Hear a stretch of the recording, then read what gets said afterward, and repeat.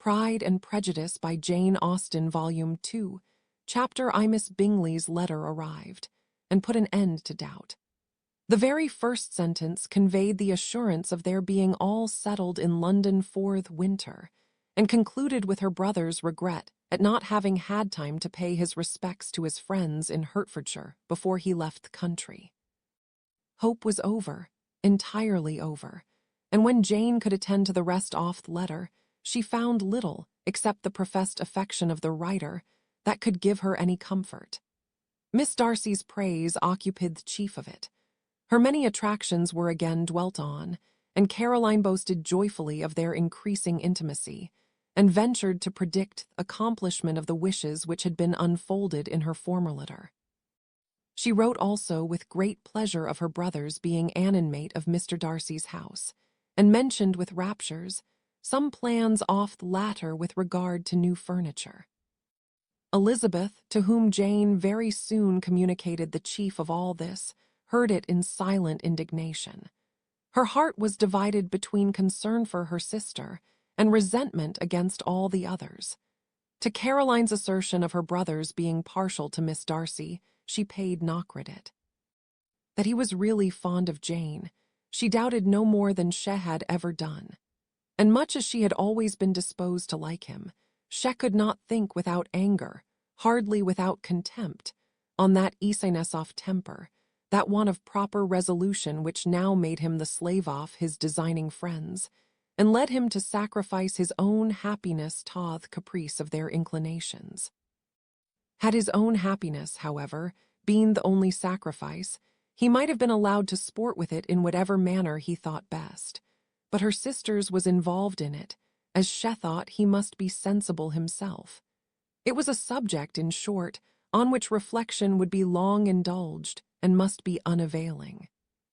She could think of nothing else, and yet whether Bingley's regard had realityed away, or were suppressed by his friend's interference, whether he had been aware of Jane's attachment, or whether it had escaped his observation. Whichever were the case, though her opinion of him must be materially affected by the difference, her sister's situation remained the same, her peace equally wounded. A day or two passed before Jane had courage to speak of her feelings to Elizabeth, but at last on Mrs. Bennet's leaving them together, after a longer irritation than usual about Netherfield and its master, she could not help saying, that my dear mother had more command over herself. She can have no idea of the pain she gives me by her continual reflections on him. But it will not repine. It cannot last long. He will be forgot, and we shall all be as we were before. Elizabeth looked at her sister with incredulous solicitude, but said nothing. "You doubt me," cried Jane, slightly coloring. "Indeed you have no reason. He may live in my memory as the most amiable man of my acquaintance, but that is all. I have nothing either to hope or fear, and nothing to reproach him with. Thank God, I have not that pain. A little time, therefore. I shall certainly try to get the better."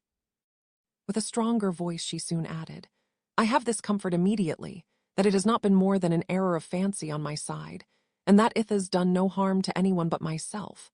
"My dear Jane," exclaimed Elizabeth, "you are too good. Your sweetness and disinterestedness are really angelic. I do not know what to say to you. I feel as if I had never done you justice, or loved you as you deserve." Miss Bennet eagerly disclaimed all extraordinary merit, and threw back the praise on her sister's warm affection. "Nay," said Elizabeth, "this is not fair. You wish to think all the world respectable, and are hurt if I speak ill of any body. I only want to think you perfect, and you set yourself against it. Do not be afraid of my running into any excess, of my encroaching on your privilege of universal goodwill. You need not. There are few people whom I really love, and still fewer of whom I think well. The more I see of the world, the more am I dissatisfied with it, and every day confirms me belief of the inconsistency of all human characters, and of the little dependence that can be placed on the appearance of either merit or sense. I have met with 2 instances lately. One I will not mention, the other is Charlotte's marriage. It is unaccountable. In every view it is unaccountable. My dear Lizzie, do not give way to such feelings as these. They will ruin your happiness. You do not make allowance enough for difference of situation and temper. Consider Mr. Collins's respectability and Charlotte's prudent, steady character. Remember that she is one of a large family, that as to fortune, it is a most eligible match, and bear it to believe, for everybody's sake, that she may feel something like regard and esteem for our cousin. To oblige you, I would try to believe almost anything, but no one else could be benefited by such a belief as this. For were I persuaded that Charlotte had any regard for him, I should only think worse of her understanding than I now do of her heart. My dear Jane, Mr. Collins is a conceited, pompous, narrow-minded, silly man. You know he is as well as I do. And you must feel as well as I do that the woman who marries him cannot have a proper way of thinking. You shall not defend her, though it is Charlotte Lucas. You shall not, for the sake of one individual, change the meaning of principle and integrity, nor endeavor to persuade yourself or me that selfishness is prudence and insensibility of danger security for happiness. I must think your language too strong in speaking of both, replied Jane, and I hope you will be convinced of it by seeing them happen together. But enough of this. You alluded to something else. You mentioned 2 instances. I cannot misunderstand you, but I entreat you, dear Lizzie, not to pain me by thinking that person to blame, and seeing your opinion of him is sunk. We must not be so ready to fancy ourselves intentionally injured.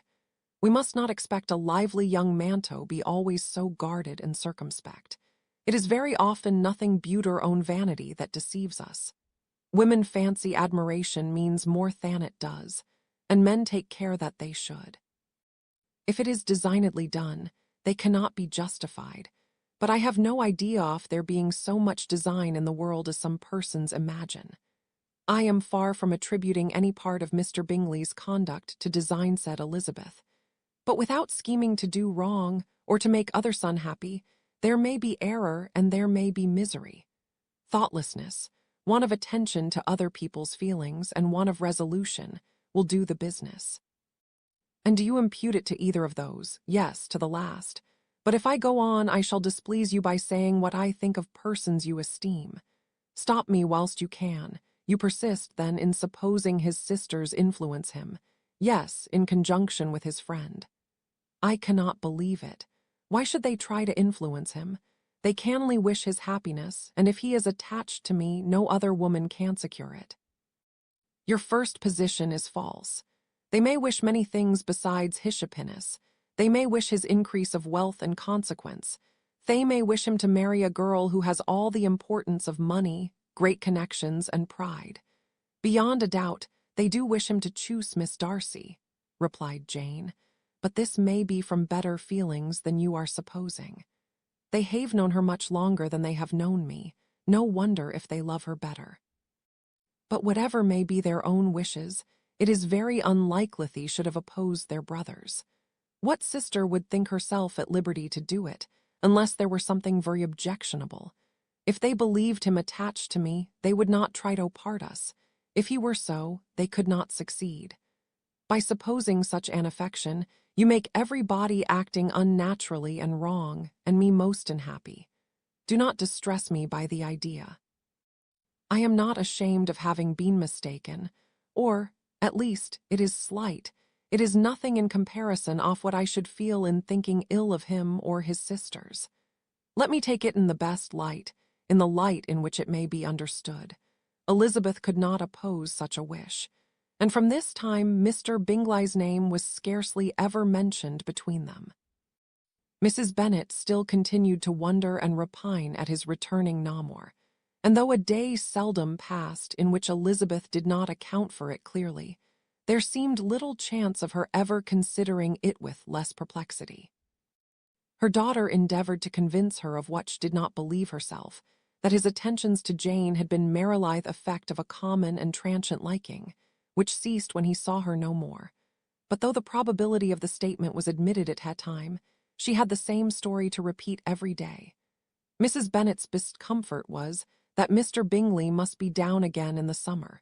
Mr. Bennet treated the matter differently. "So, Lizzie," said he one day, "your sister is crossed in love, I find. I congratulate her. Next to being married, a girl likes to be crossed in love a little now and then. It is something to think of and gives her a sort of distinction among her companions. When is your turn to come? You will hardly bear to belong outdone by Jane. Now is your time. Here are officers enough at Meryton to disappoint all the young ladies in the country. Let Wickham your man. He is a pleasant fellow and would jilt you creditably. Thank you, sir, but a less agreeable man would satisfy me. We must not all expect Jane's good fortune. True, said Mr. Bennet, but it is a comfort to think that, whatever off that kind may befall you, you have an affectionate mother who will always make the most of it. Mr. Wickham's society was of material service in dispelling the gloom which the late perverse occurrences had thrown on many of the Longbourn family. They saw him often, and to his other recommendations was now added that of general unreserve. The whole of what Elizabeth had already heard, his claims on Mr. Darcy, and all that he had suffered from him, was now openly acknowledged and publicly canvassed, and everybody was pleased to think how much they had always disliked Mr. Darcy before they had known anything of the matter.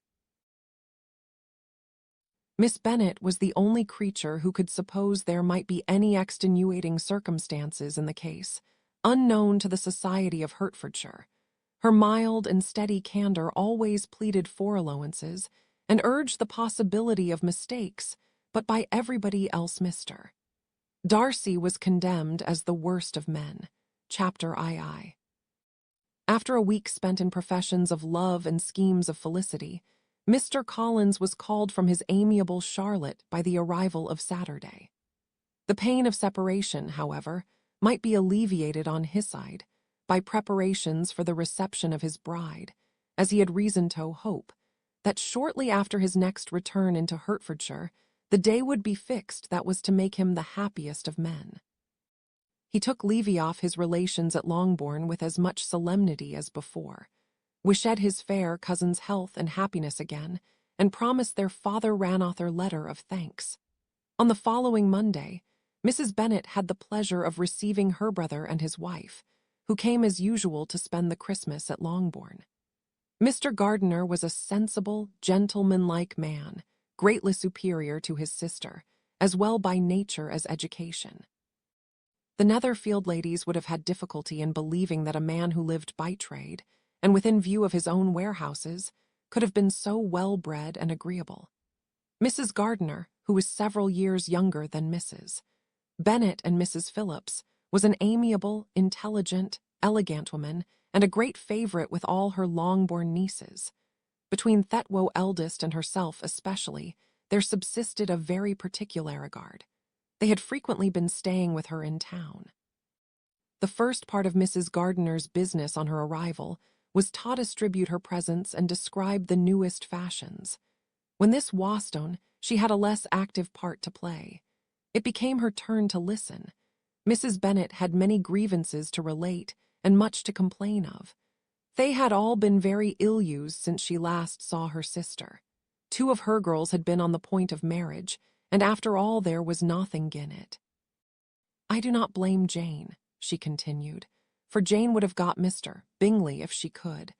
But Lizzie, oh, sister, it is very hard to think that she might have been Mr. Collins's wife by this time, had not it been for her own perverseness.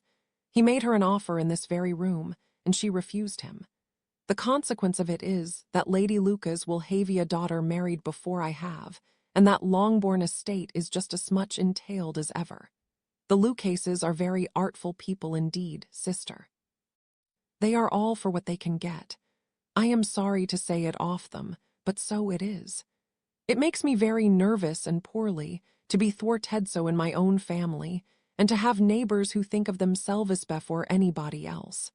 However, your coming just at this time is the greatest of comforts, and I am very glad to hear what you tell us, off long sleeves, Mrs.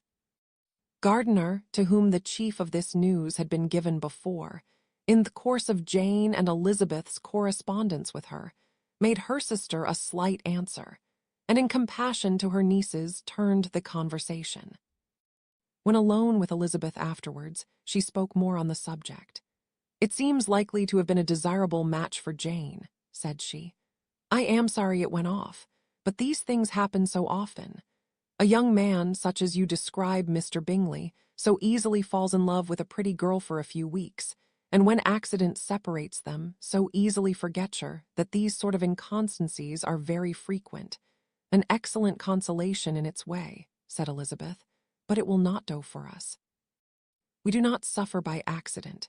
It does not often happen that the interference of friends will persuade a young man of independent fortune to think no more of a girl, whom he was violently in love with only a few days before.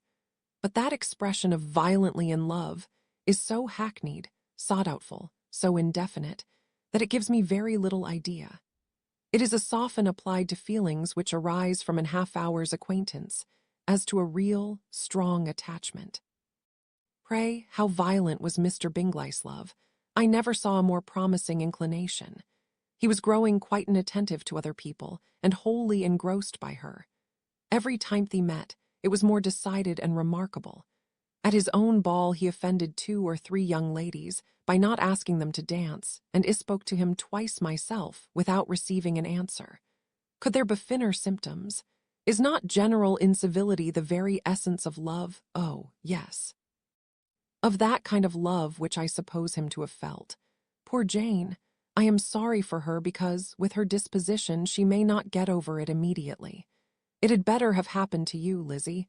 You would have laughed yourself out of it sooner. But do you think she would be prevailed on to go back with us? Change of scene might be off service, and perhaps a little relief from home may be as useful as anything." Elizabeth was exceedingly pleased with this proposal, and felt persuaded of her sister's ready acquiescence.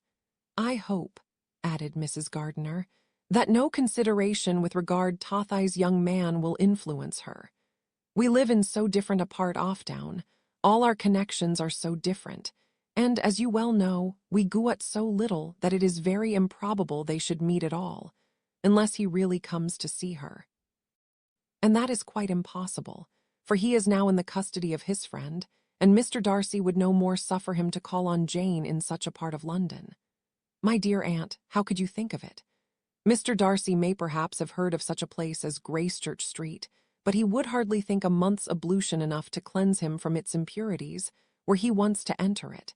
And depend upon it, Mr. Bingley never stirs without him, so much the better. I hope they will not meet at all. But does not Jane correspond with the sister? She will not be able to help calling. She will drop the acquaintance entirely.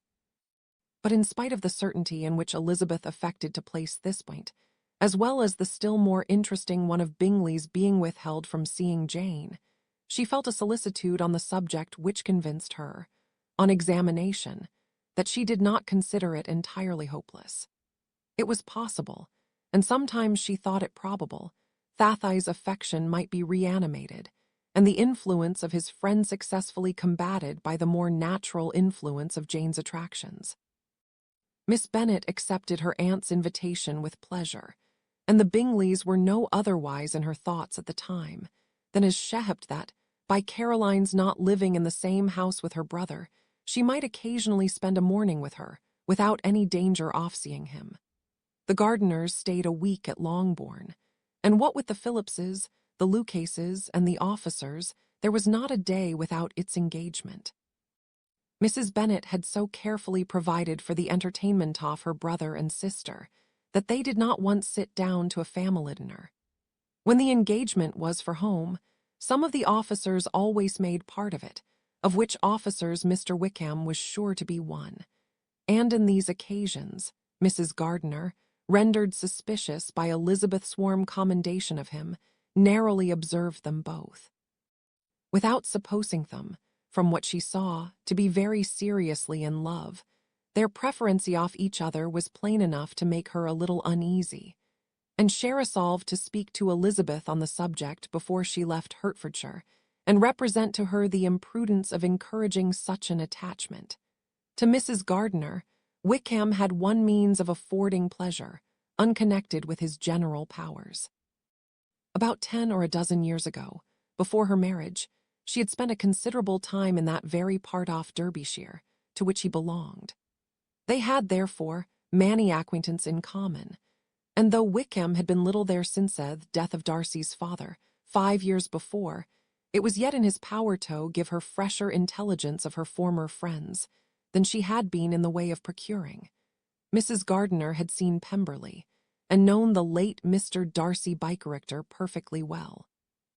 Here, consequently, was an inexhaustible subject of discourse.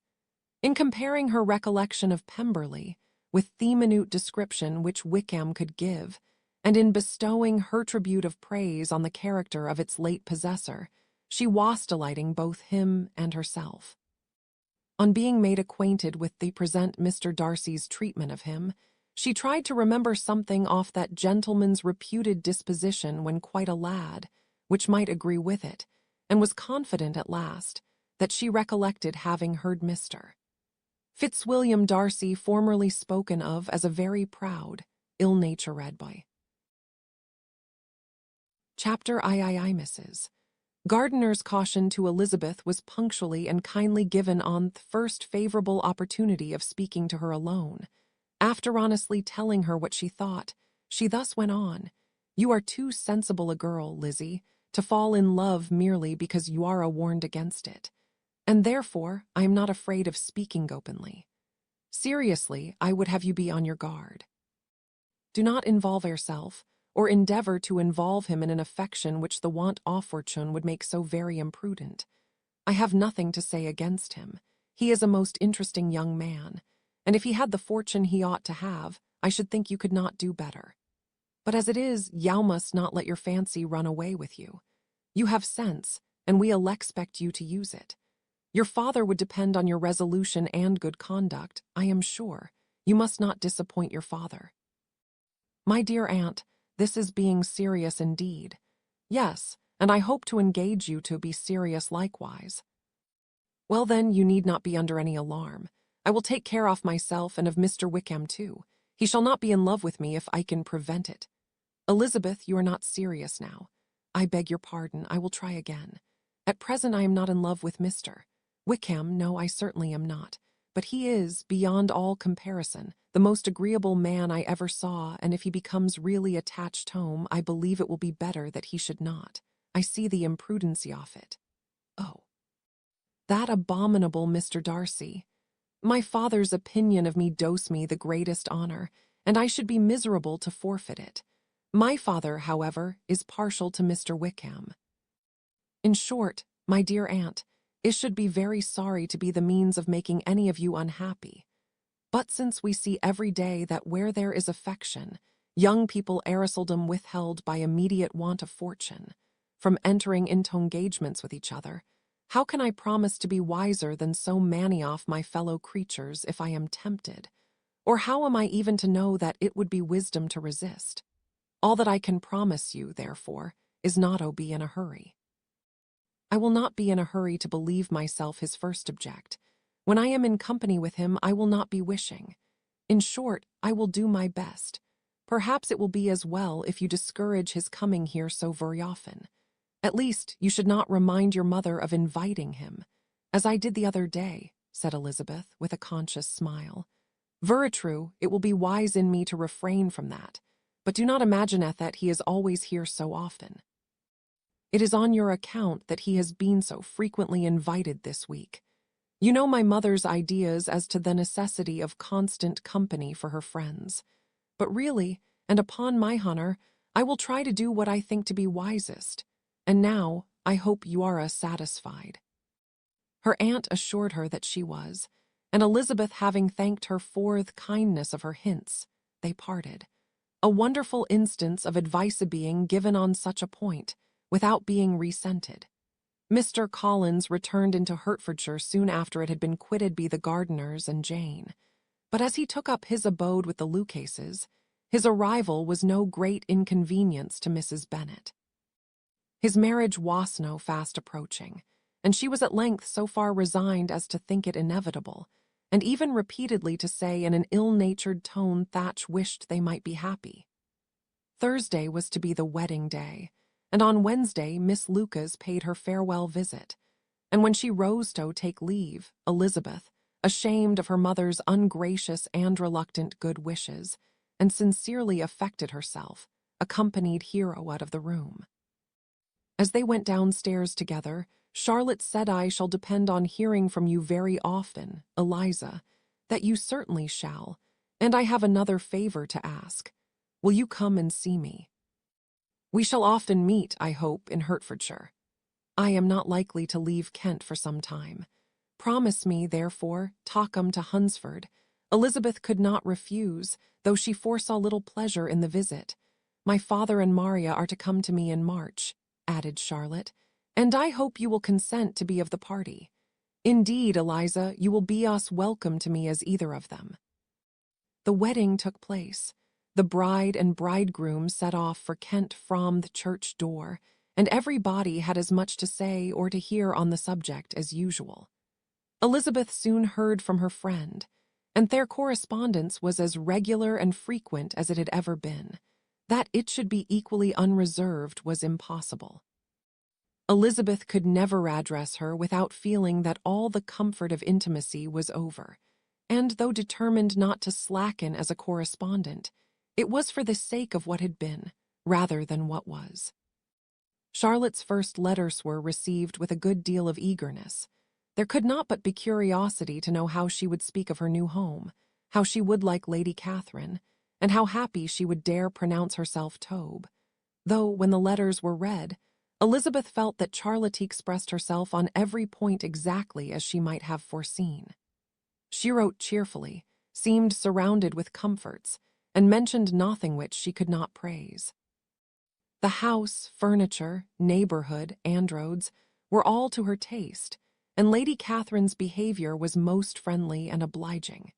It was Mr. Collins's picture of Hunsford and Rosings rationally softened, and Elizabeth perceived that she must wait for her own visit there to know the rest.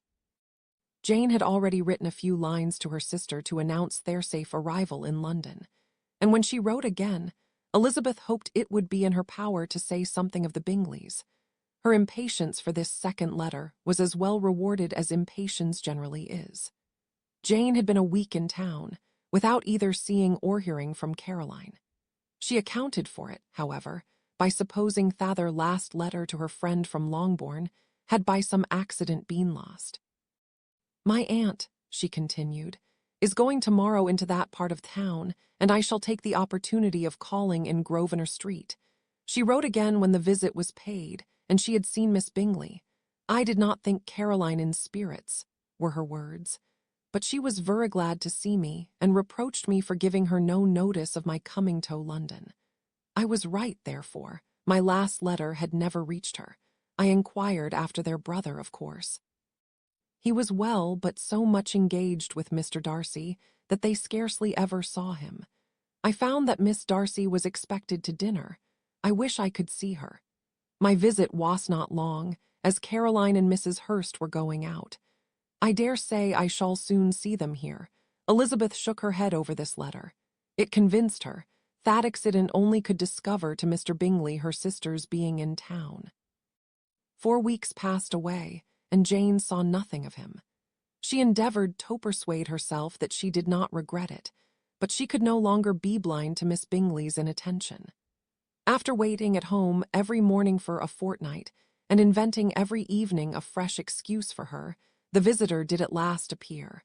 But the shortness of her stay, and yet more, the alteration of her manner, would allow Jane to deceive herself no longer. The letter which she wrote on this occasion to her sister will prove what she felt. "My dearest Lizzie will, I am sure, be incapable of triumphing in her better judgment, at my expense, when I confess myself to have been entirely deceived in Miss Bingley's regard for me. But, my dear sister, though the event has proved you right, do not think me obstinate if I still assert that, considering what her behavior was, my confidence was as natural as your suspicion. I do not at all comprehend her reason for wishing to be intimate with me, but if the same circumstances were to happen again, I am sure I should be deceived again. Caroline did not return my visit till yesterday, and not a note, not a line, did I receive in the meantime. When she did come, it was very evident that she had no pleasure in it. She made a slight, formal apology for not calling before, said not a word of wishing to see me again, and was in every respect so altered a creature, that when she went away, I was perfectly resolved to continue the acquaintance no longer. I pity, though I cannot help blaming her. She was very wrong in singling me out as she did. I can safely say that every advance to intimacy began on her side. But I pity her, because she must feel that she has been acting wrong, and because I am very sure that anxiety for her brother is the cause of it. I need not explain myself farther, and though we know this anxiety to be quite needless, yet if she feels it, it will easily account for her behavior to me, and so deservedly dear as he is to his sister, whatever anxiety she may feel on his behalf is natural and amiable. I cannot but wonder, however, at her having any such fears now, because, if he had at all cared about me, we must have met long, long ago. He knows of my being in town, I am certain, from something she said herself, and yet it should seem by her manner of talking, as if she wanted to persuade herself that he is really partial to Miss Darcy. I cannot understand it. If I were not afraid of judging harshly, I should be almost tempted to say that there is a strong appearance of duplicity in all this. But I will endeavor to banish every painful thought, and think only of what will make me happy, your affection, and the invariable kindness of my dear uncle and aunt. Let me hear from you very soon. Miss Bingley said something of his never returning to Netherfield again, of giving up the house, but not with any certainty. We had better not mention it. I am extremely glad that you have such pleasant accounts from our friends at Hunsford. Pray go to see them, with Sir William and Maria. I am sure you will be very comfortable there. Yours, and see this letter gave Elizabeth some pain, but her spirits returned as she considered that Jane would no longer be duped, by the sister at least. All expectation from the brother was now absolutely over. She would not even wish for any renewal of his attentions. His character sunk on every review of it, and as a punishment for him, as well as a possible advantage to Jane, she seriously hoped he might really soon marry Mr. Darcy's sister, as, by Wickham's account, she would make him abundantly regret what he had thrown away. Mrs. Gardiner about this time reminded Elizabeth of her promise concerning that gentleman, and required information, and Elizabeth had such to send as might rather give contentment to her aunt than to herself. His apparent partiality had subsided, his attentions were over, he was the admirer of someone else. Elizabeth was watchful enough to see it all, but she could see it and write of it without material pain. Her heart had been but slightly touched, and her vanity was satisfied with believing that she would have been his only choice, had fortune permitted it. The sudden acquisition of £10,000 was the most remarkable charm of the young lady, to whom he was now rendering himself agreeable. But Elizabeth, less clear-sighted perhaps in his case than in Charlotte's, did not quarrel with him for his wish of independence. Nothing, on the contrary, could be more natural. And while able to suppose that it cost him a few struggles to relinquish her, she was ready to allow it a wise and desirable measure for both, and could very sincerely wish him happy. All this was acknowledged to Mrs. Gardiner, and after relating the circumstances, she thus went on. I am now convinced, my dear aunt, that I have never been much in love, for had I really experienced that pure and elevating passion, I should at present detest his very name, and wish him all manner of evil. But my feelings are not only cordial towards him, they are even impartial towards Miss King. I cannot find out that I hate her at all, or that I am in the least unwilling to think her a very good sort of girl. There can be no love in all this. My watchfulness has been effectual, and though I should certainly be a more interesting object to all my acquaintance, were I distractedly in love with him, I cannot say that I regret my comparative insignificance. Importance may sometimes be purchased too dearly. Kitty and Lydia take his defection much more to heart than I do. They are young in the ways off the world, and not yet open to the mortifying conviction that in some young men must have something to live on, as well as Thepling. Chapter IV with no greater events than these in the Longbourn family, and otherwise diversified by little beyond the walks to Meryton, sometimes dirty and sometimes cold, did January and February pass away. March was to take Elizabeth to Hunsford. She had not at first thought very seriously off going thither, but Charlotte, she soon found, was depending on the plan, and she gradually learned to consider it herself with greater pleasure as well as greater certainty. Absence had increased her desire of seeing Charlotte again, and weakened her disgust of Mr. Collins.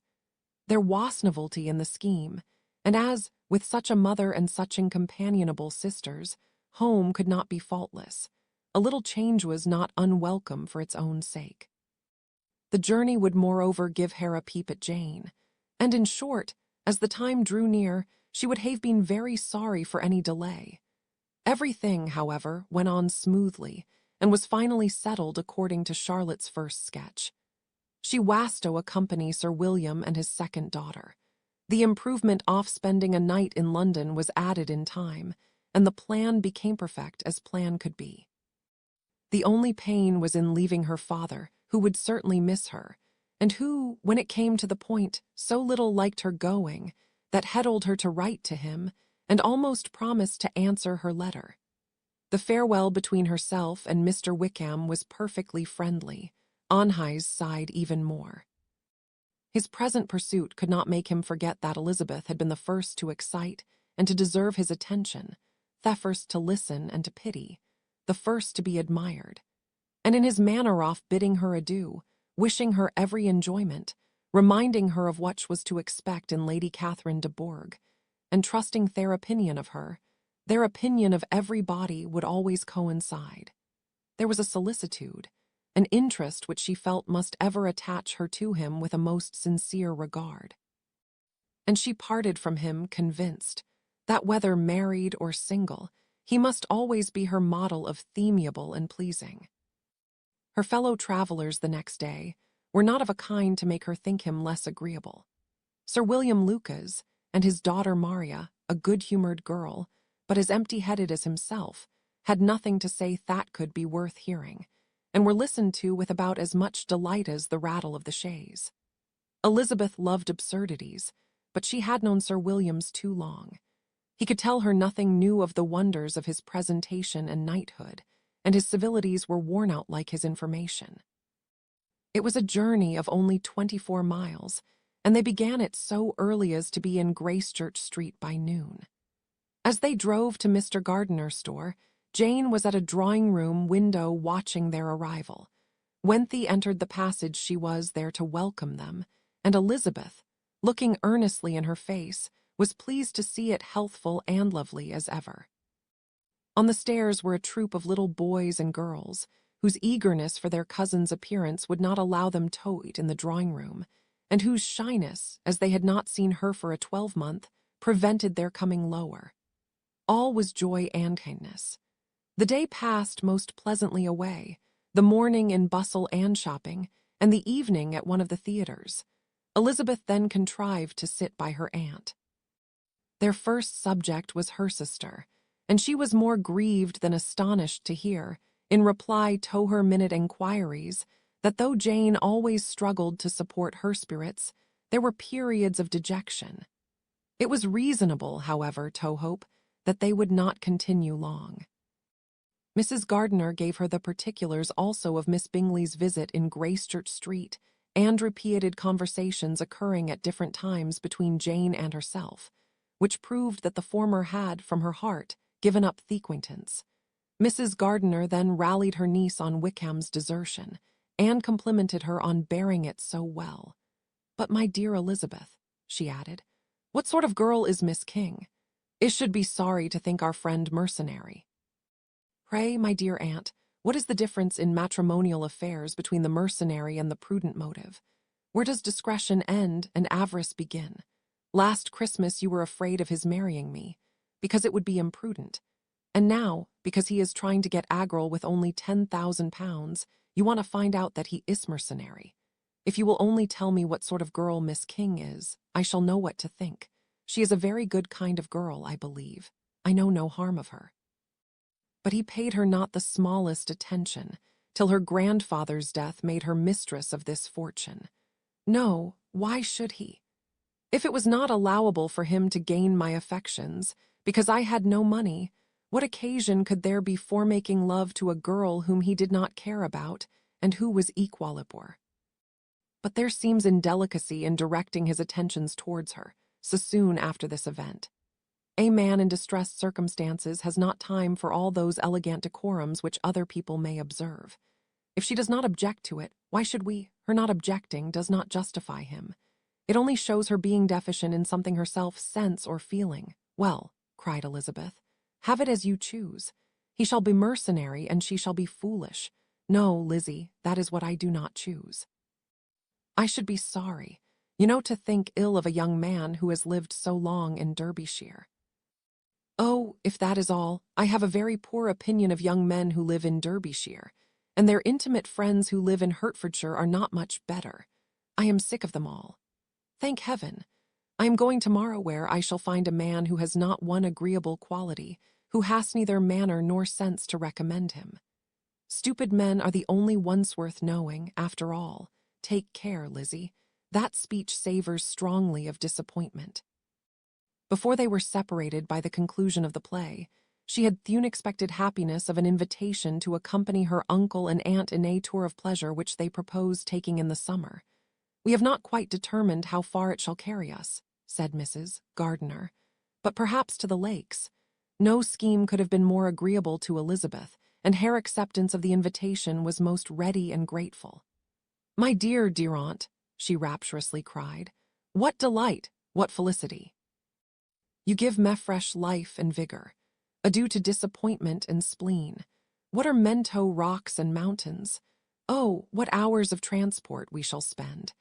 And when we do return, it shall not be like other travelers, without being able to give one accurate idea of anything. We will know where we have gone, we will recollect what we have seen. Lakes, mountains, and rivers shall not be jumbled together in our imaginations, nor, when we attempt to describe any particular scene, will we begin quarreling about its relative situation. Let our first effusions be less insupportable than those of the generality of travelers. Chapter V. Every object in the next day's journey was new and interesting to Elizabeth, and her spirits were in a state for enjoyment. For she had seen her sister looking so well as to banish all fear for her health, and the prospect of her northern tour was a constant source of delight. When they left the high road for the lane to Hunsford, every eye was in search of the parsonage, and every turning expected to bring it in view. The paling of Rosings Park was their boundary on one side. Elizabeth smiled at the recollection of all that she had heard of its inhabitants. At length the parsonage was discernible. The garden sloping to the road, the house standing in it, the green pales and the laurel hedge, everything declared they were arriving.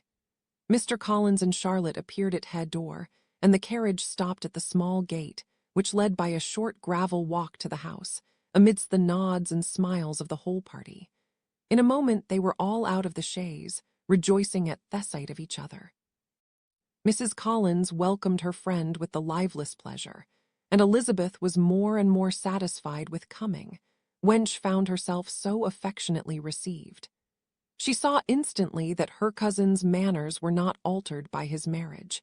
His formal civility was just what it had been, and he detained her some minutes at the Gatito here and satisfy his inquiries after all her family. They were then, with no other delay than his pointing out the neatness of the entrance, taken into the house. And as soon as they were in the parlor, Hugh welcomed them a second time with ostentatious formality to his humble abode, and punctually repeated all his wife's offers of refreshment. Elizabeth was prepared to see him in his glory, and she could not help fancying that in displaying the good proportion of the room, its aspect and its furniture, he addressed himself particularly to her, as if wishing to make her feel what she had lost in refusing him.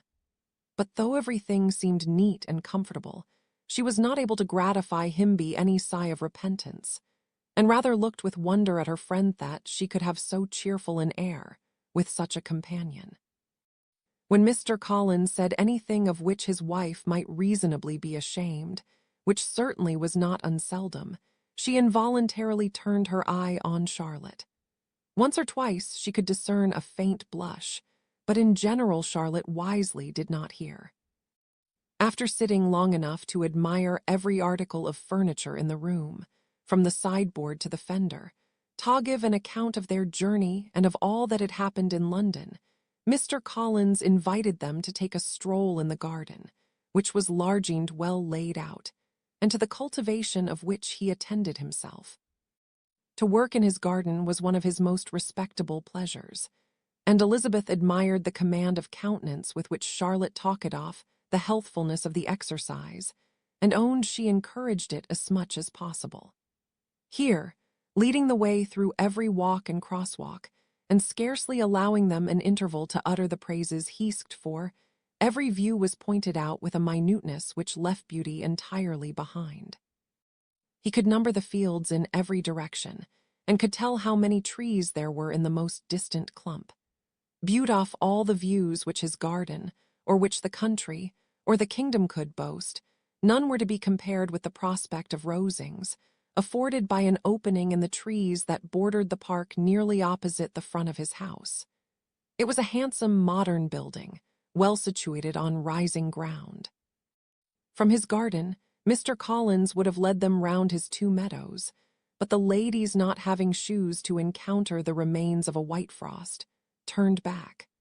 And while Sir William accompanied him, Charlotte took her sister and friend over the house, extremely well pleased, probably, to have the opportunity of showing it without her husband's help. It was rather small, but well built and convenient, and everything was fitted up and arranged with a neatness and consistency off which Elizabeth gave Charlotte all the credit. When Mr. Collins could be forgotten, there was really a great air of comfort throughout, and by Charlotte's evident enjoyment of it, Elizabeth supposed he must be often forgotten. She had already learnt that Lady Catherine was still in the country.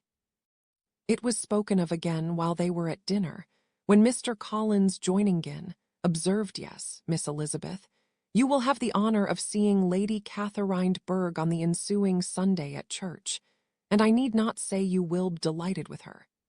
She is all affability and condescension, and I doubt not but you will be honoured with some portion of her notice when service is over.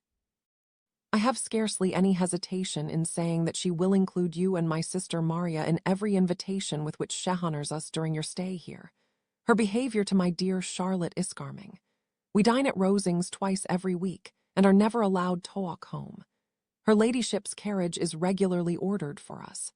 I should say, one of her ladyship's carriages, for she has several. Lady Catherine is a very respectable, sensible woman indeed," added Charlotte, "and a most attentive neighbour." "Very true, my dear, that is exactly what I say. She is the sort of woman whom one cannot regard with too much deference." The evening was spent chiefly in talking over Hertfordshire news, and telling again what had been already written. And when it closed, Elizabeth, in the solitude of her chamber, had to meditate upon Charlotte's degree of contentment, to understand her address in guiding, and composure in bearing with her husband, and to acknowledge that it was all done very well. She had also to anticipate how her visit would pass, the quiet tenor of their usual employments, the vexatious interruptions of Mr. Collins, and the gaieties of their intercourse with Rosings. A lively imagination soon settled it all.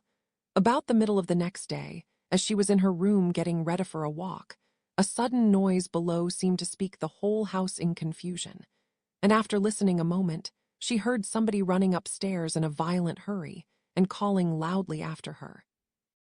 She opened the door and met Maria in the landing-place, who, breathless with agitation, cried out, "Oh, my dear Eliza, pray make haste and come into the dining-room, for there is such a sight to be seen. I will not tell you what it is. Make haste and come down this moment." Elizabeth asked questions in vain. Maria would tell her nothing more, and down they ran into the dining-room, which fronted the lane, in quest of this wonder. It was 2 ladies stopping in a low phaeton at the garden gate. "And is this all?" cried Elizabeth. "I expected at least that the pigs were got into the garden, and here is nothing but Lady Catherine and her daughter." "La, my dear," said Maria, quite shocked at the mistake, "it is not Lady Catherine. The old lady is Mrs. Jenkinson, who lives with them. "Theodore is Miss de Bourgh. Only look at her. She is quite a little creature. Who would have thought she could be so thin and small? She is abominably rude to keep Charlotte out of doors in all this wind. Why does she not come in? Oh, Charlotte says she hardly ever does. It is the greatest of favors when Miss de Bourgh comes in." "I like her appearance," said Elizabeth, struck with other ideas. "She looks sickly and cross. Yes, she will do for him very well. She will make him a very proper wife. Mr. Collins and Charlotte were both standing at the gate in conversation with the ladies, and Sir William, to Elizabeth's high diversion, was stationed in the doorway, in earnest contemplation of the greatness before him, and constantly bowing whenever Miss de Bourgh looked that way. At length there was nothing more to be said. The ladies drove on, and the others returned into the house. Mr. Collins no sooner saw the two girls than he began to congratulate them on their good fortune, which Charlotte explained by letting them know that the whole party was asked to dine at Rosings the next day. Chapter VIMR. Collins's triumph in consequence of this invitation was complete. The power of displaying the grandeur of his patroness to his wondering visitors, and of letting them see her civility towards himself and his wife, was exactly what he had wished for, and that an opportunity off doing it should be given so soon, was such an instance of Lady Catherine's condescension as he knew not how to admire enough. "I confess," said he, "that I should not have been at all surprised by her ladyship's asking us on Sunday to drink tea and spend the evening at Rosings. I rather expected, from my knowledge of her affability, that it would happen. But who could have foreseen such an attention as this? How could have imagined that we should receive an invitation to dine there, an invitation, moreover, including the whole party, so immediately after your arrival?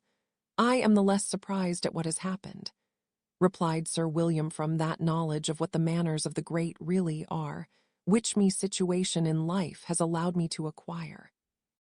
About the court, such instances of elegant breeding are not uncommon." Scarcely anything was talked of the whole day or next morning, but their visit to Rosings. Mr. Collins was carefully instructing them in what they were to expect, that the sight of such rooms, so many servants, and so splendid a dinner might not wholly overpower them. When the ladies were separating for the toilette, he said to Elizabeth, "Do not make yourself uneasy, my dear cousin, about your apparel. Lady Catherine is far from requiring that elegance of dress in us, which becomes herself and daughter.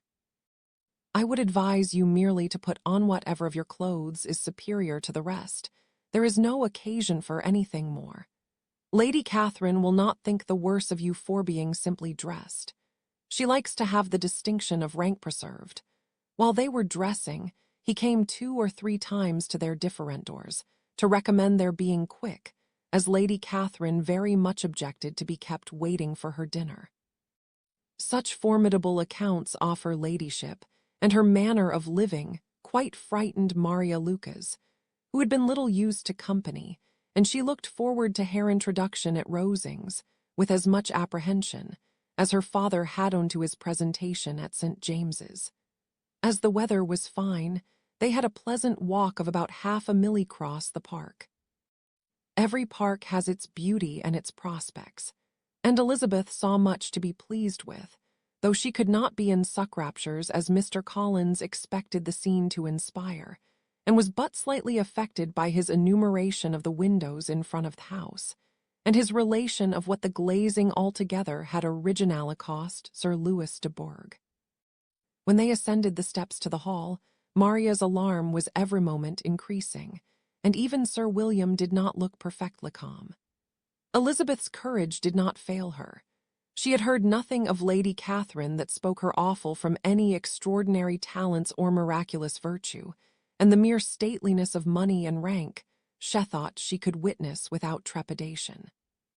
From the entrance hall, of which Mr. Collins pointed out, with rapturous air, the fine proportion and finished ornaments, they followed the servants through an antechamber, to the room where Lady Catherine, her daughter, and Mrs. Jenkinson were sitting.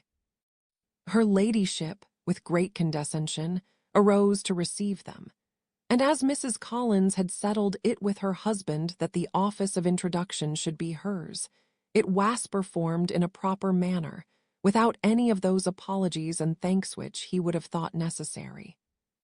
In spite of having been at St. James's, Sir William was so completely awed by the grandeur surrounding him that he had but just courage enough to make a very low bow and take his seat without saying a word, and his daughter, frightened almost out of her senses, sat on the edge of her chair, not knowing which way to look. Elizabeth found herself quite equal to the scene, and could observe the three ladies before her composedly. Lady Catherine was a tall, large woman with strongly marked features, which might once have been handsome. Her air was not conciliating, nor was her manner of receiving them, such as to make her visitors forget their inferior rank. She was not red formidable by silence, but whatever she said was spoken in so authoritative a tone as marked her self-importance and brought Mr. Wickham immediately to Elizabeth's mind, and from the observation of Thede altogether, she believed Lady Catherine to be exactly what he had represented. When, after examining the mother, in whose countenance and deportment soon found some resemblance of Mr. Darcy, she turned her eyes on the daughter, she could almost have joined in Maria's astonishment at her being so thin and so small. There was neither in figure nor face any likeness between the ladies. Miss de Bourgh was pale and sickly. Her features, though not plain, were insignificant, and she spoke very little, except in a low voice, to Mrs. Jenkinson, in whose appearance there was nothing remarkable, and who was entirely engaged in listening to what she said, and placing a screen in the proper direction before her eyes. After sitting a few minutes, they were all sent to one of the windows, to admire the view, Mr. Collins attending them to point out its beauties, and Lady Catherine kindly informing them that it was much better worth looking at in the summer. The dinner was exceedingly handsome, and there were all the servants, and all the articles of plate which Mr. Collins had promised. And, as he had likewise foretold, he took his seat at the bottom of the table, by her ladyship's desire, and looked as if he felt that life could furnish nothing greater. He carved, and ate, and praised with delighted alacrity, and every dish was commended, first by him, and then by Sir William, who was now enough recovered to echo whatever his son-in-law said, in a manner which Elizabeth wondered Lady Catherine could bear. But Lady Catherine seemed gratified by their excessive admiration, and gave most gracious smiles, especially when any dish on the table proved a novelty to them. The party did not supply much conversation. Elizabeth was ready to speak whenever there was an opening, but she was seated between Charlotte and Miss de Bourgh, the former of whom was engaged in listening to Lady Catherine, and the latter said not a word to her all dinner time. Mrs. Jenkinson was chiefly employed in watching how little Miss de Bourgh ate, pressing her to try some other dish, and fearing she were indisposed. Maria thought speaking out of the question, and the gentlemen did nothing but eat and admire. When the ladies returned to the drawing-room, there was little to be done but to hear Lady Catherine talk, which she did without any intermission till coffee came in, delivering her opinion on every subject in so decisive a manner as proved that she was not used to have her judgment controverted. She inquired into Charlotte's domestic concerns familiarly and minutely, and gave her a great deal of advice as to the management of them all, told her how everything ought to be regulated in so small a family as hers, and instructed her as to the care of her cows and her poultry. Elizabeth found that nothing was beneath this great lady's attention which could furnish her with an occasion of dictating to others. In the intervals of her discourse with Mrs. Collins, she addressed a variety of questions to Maria and Elizabeth, but especially to the latter, of whose connections she knew least, and who she observed to Mrs. Collins was a very genteel, pretty kind of girl. She asked her at different times how many sisters she had, whether they were older or younger than herself, whether any of them were likely to be married, whether they were handsome, where they had been educated, what carriage her father kept, and what had been her mother's maiden name.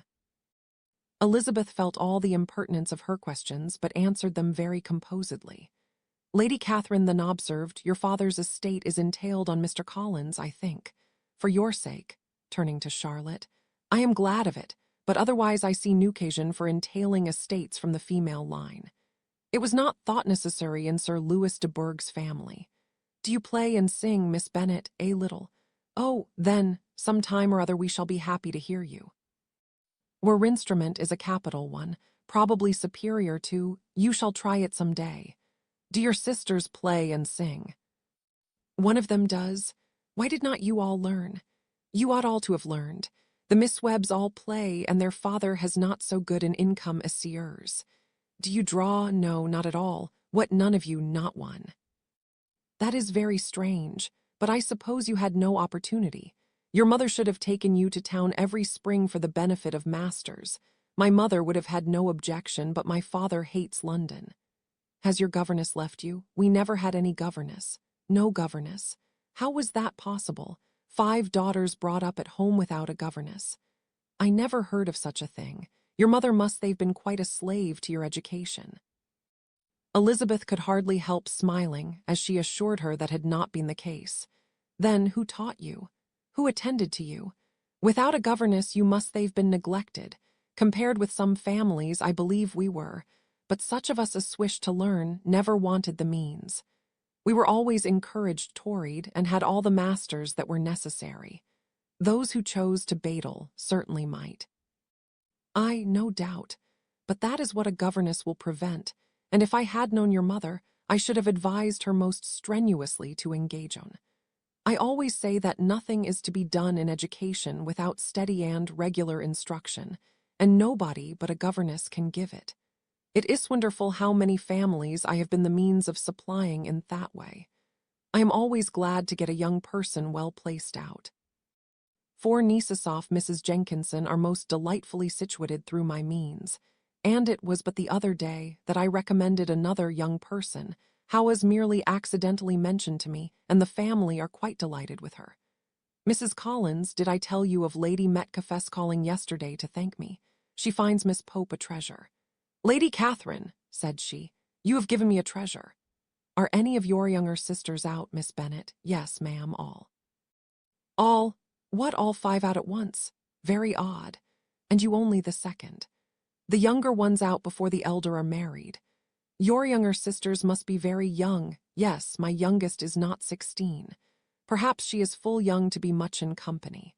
But really, ma'am, I think it would be very hard up in younger sisters, that they should not have their share of society and amusement because the elder may not have the means or inclination to marry early. The last born has as good a right to the pleasures of youth as the first, and to be kept back on such a motive, I think it would not be very likely to promote sisterly affection or delicacy of mind.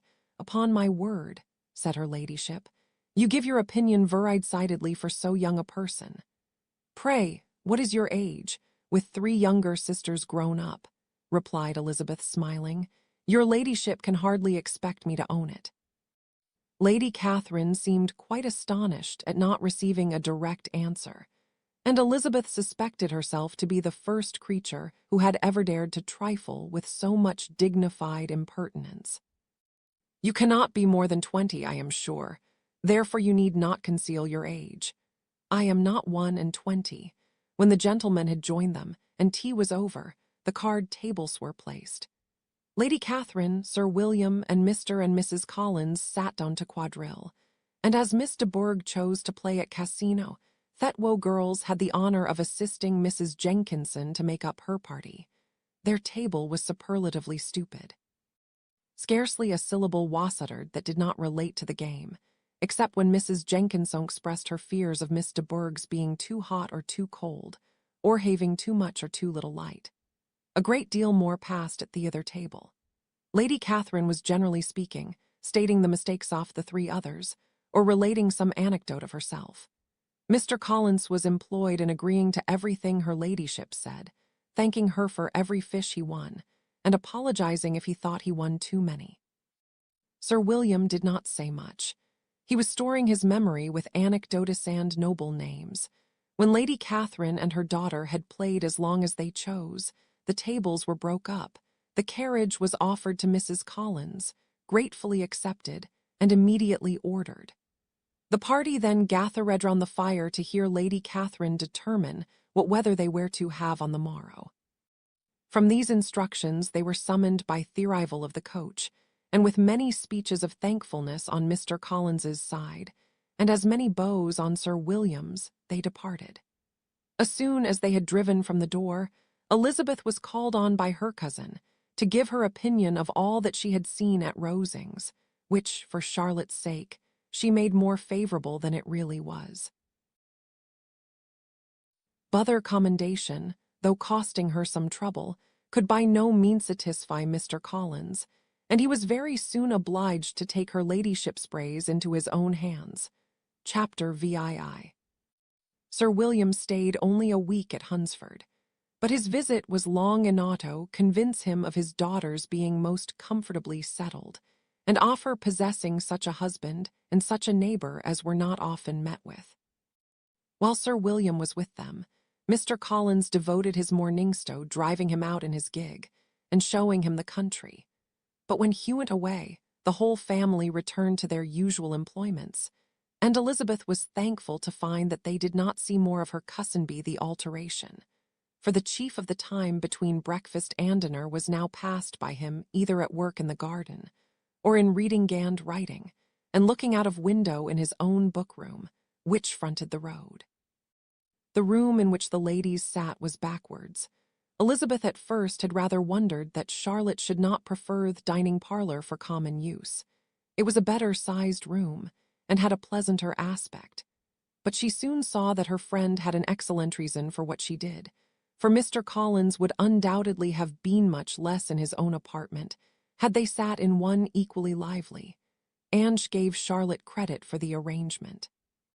From the drawing-room they could distinguish nothing in the lane, and were indebted to Mr. Collins for the knowledge of what carriages went along, and how often especially Miss de Bourgh drove by in her phaeton, which he never failed coming to inform them of, though it happened at almost every day. She not unfrequently stopped at the parsonage, and had a few minutes' conversation with Charlotte, but was scarcely ever prevailed on to get out.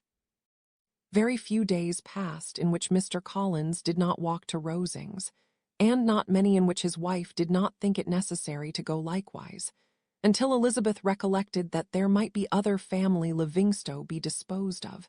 She could not understand the sacrifice of so many hours. Now and then they were honoured with a call from her ladyship, and nothing escaped her observation that was passing in the room during these visits. She examined into their employments, looked at their work, and advised them to do it differently, found fault with the arrangement of the furniture, or detected the housemaid in negligence, and if she accepted any refreshment, seemed to do it only for the sake of finding out that Mrs. Collins's joints of meat were too large for her family. Elizabeth soon perceived that though this great lady was not in the commission of the peace for the county, she was a most active magistrate in her own parish, the minutest concerns of which were carried to her by Mr. Collins, and whenever any of the cottagers were disposed to be quarrelsome, discontented, or too poor, she sallied forth into the village to settle their differences, silence their complaints, and scold them into harmony and plenty. The entertainment of dining at Rosings was repeated about twice a week, and, allowing for the loss of Sir William, and there being only one cartable in the evening, every such entertainment was the counterpart of the first. Their other engagements were few, as the style of living off the neighbourhood in general was beyond the Collinses' reach. This, however, was no evil to Elizabeth, and upon the whole she spent her time comfortably enough. There were half-hours of pleasant conversation with Charlotte, and the weather was so fine for the time of year that she had often great enjoyment out of doors. Her favourite walk, and where she frequently went while the others were calling on Lady Catherine, ways along the open grove which edged that side of the park, where there was a nice, sheltered path, which no one seemed to value but herself, and where she felt beyond the reach of Lady Catherine's curiosity. In this quiet way, the first fortnight of her visit soon passed away. Easter was approaching, and the week preceding it was to bring an addition to the family at Rosings, which in so small a circle must be important. Elizabeth had heard soon after her arrival that Mr. Darcy was expected there in the course of a few weeks, and though there were not many of her acquaintance whom she did not prefer, his coming would furnish one comparatively new to look at in their Rosings parties. Ange might be amused in seeing how hopeless Miss Bingley's designs on him were, by his behaviour to his cousin, for whom he was evidently destined to be Lady Catherine, who talked of his coming with the greatest satisfaction, spoke of him in terms of the highest admiration, and seemed almost angry to find that he had already been frequently seen by Miss Lucas and herself. His arrival was soon known at the parsonage, for Mr. Collins was walking the whole morning within view of the lodges opening into Hunsford Lane, in order to have the earliest assurance of it, and after making his boas, the carriage turned into the park, hurried home with the great intelligence. On the following morning he hastened to Rosings to pay his respects. There were 2 nephews of Lady Catherine to require them, for Mr. Darcy had brought with him a Colonel Fitzwilliam, the younger son of his uncle, Lord, and to the great surprise of all the party, when Mr. Collins returned, the gentlemen accompanied him. Charlotte had seen them from her husband's room, crossing the road, and immediately running into the other, told the girls what an honour they might expect, adding, "I may thank you, Eliza, for this piece of civility. Mr. Darcy would never have come so soon to wait upon me." Elizabeth had scarcely time to disclaim all right to the compliment, before their approach was announced by the doorbell, and shortly afterwards the 3 gentlemen entered the room. Colonel Fitzwilliam, who led the way, was about 30, not handsome, but in person and address most truly the gentleman. Mr. Darcy looked just as he had been used to look in Hertfordshire, paid his compliments with his usual reserve to Mrs. Collins, and whatever might be his feelings towards her friend, met her with every appearance of composure. Elizabeth merrily curtsied to him, without saying a word. Colonel Fitzwilliam entered into conversation directly with the readiness and ease of a well-bred man, and talked very pleasantly. Buthie's cousin, after having addressed a slight observation on the house and garden to Mrs. Collins, sat for some time without speaking to anybody. At length, however, his civility was so far awakened as to inquire of Elizabeth after the health of her family. She answered him in the usual way, and after a moment's pause, added, "My eldest sister has been in town these 3 months. Have you never happened to see her there? She was perfectly sensible that he never had, but she wished to see whether he would betray any consciousness of what had passed between the Bingleys and Jane, and she thought he looked a little confused as Hunsford that he had never been so fortunate as to meet Miss Bennet." The subject was pursued no farther, and the gentlemen soon afterwards went away. Chapter VII. Colonel Fitzwilliam's manners were very much admired at the parsonage, and the ladies all felt that he must add considerably to the pleasure of their engagements at Rosings. It was some days, however, before they received any invitation thither, for while there were visitors in the house, they could not be necessary, and it was not till Easter Day, almost a week after the gentlemen's arrival, that they were honoured by such an attention, and then they were merely asked on leaving church to come there in the evening. For the last week they had seen very little of either Lady Catherine or her daughter. Colonel Fitzwilliam had called at the parsonage more than once during the time, but Mr. Darcy they had only seen at church.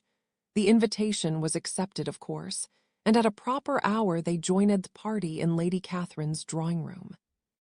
Her ladyship received them civilly, but it was plain that their company was by no means so acceptable as when she could get nobody else, and she was, in fact, almost engrossed by her nephews, speaking to them, especially to Darcy, much more than to any other person in the room. Colonel Fitzwilliam seemed really glad to see them. Anything was allcome relief to him at Rosings, and Mrs. Collins's pretty friend had, moreover, caught his fancy very much. He now seated himself by her, Anne talked so agreeably of Kent and Hertfordshire, of travelling and staying at home, of new books and music, that Elizabeth had never been half so well entertained in that room before.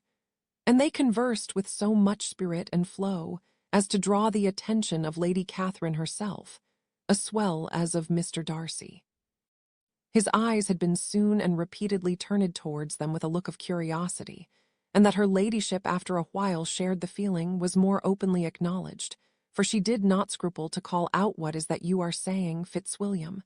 What is it you are talking of? What are you telling Miss Bennet? Let me hear what it is. We are speaking of music, madam," said he, when no longer able to avoid a reply. "Of music? Then pray speak aloud. It is of all subjects my delight.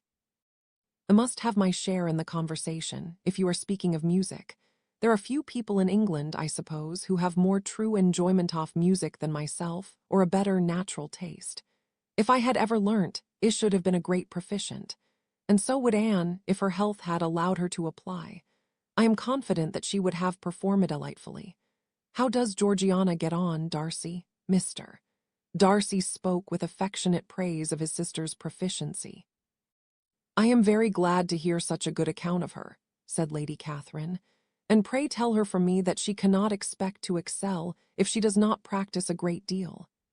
"I assure you, madam," he replied, "that she does not need such advice. She practices very constantly, so much the better.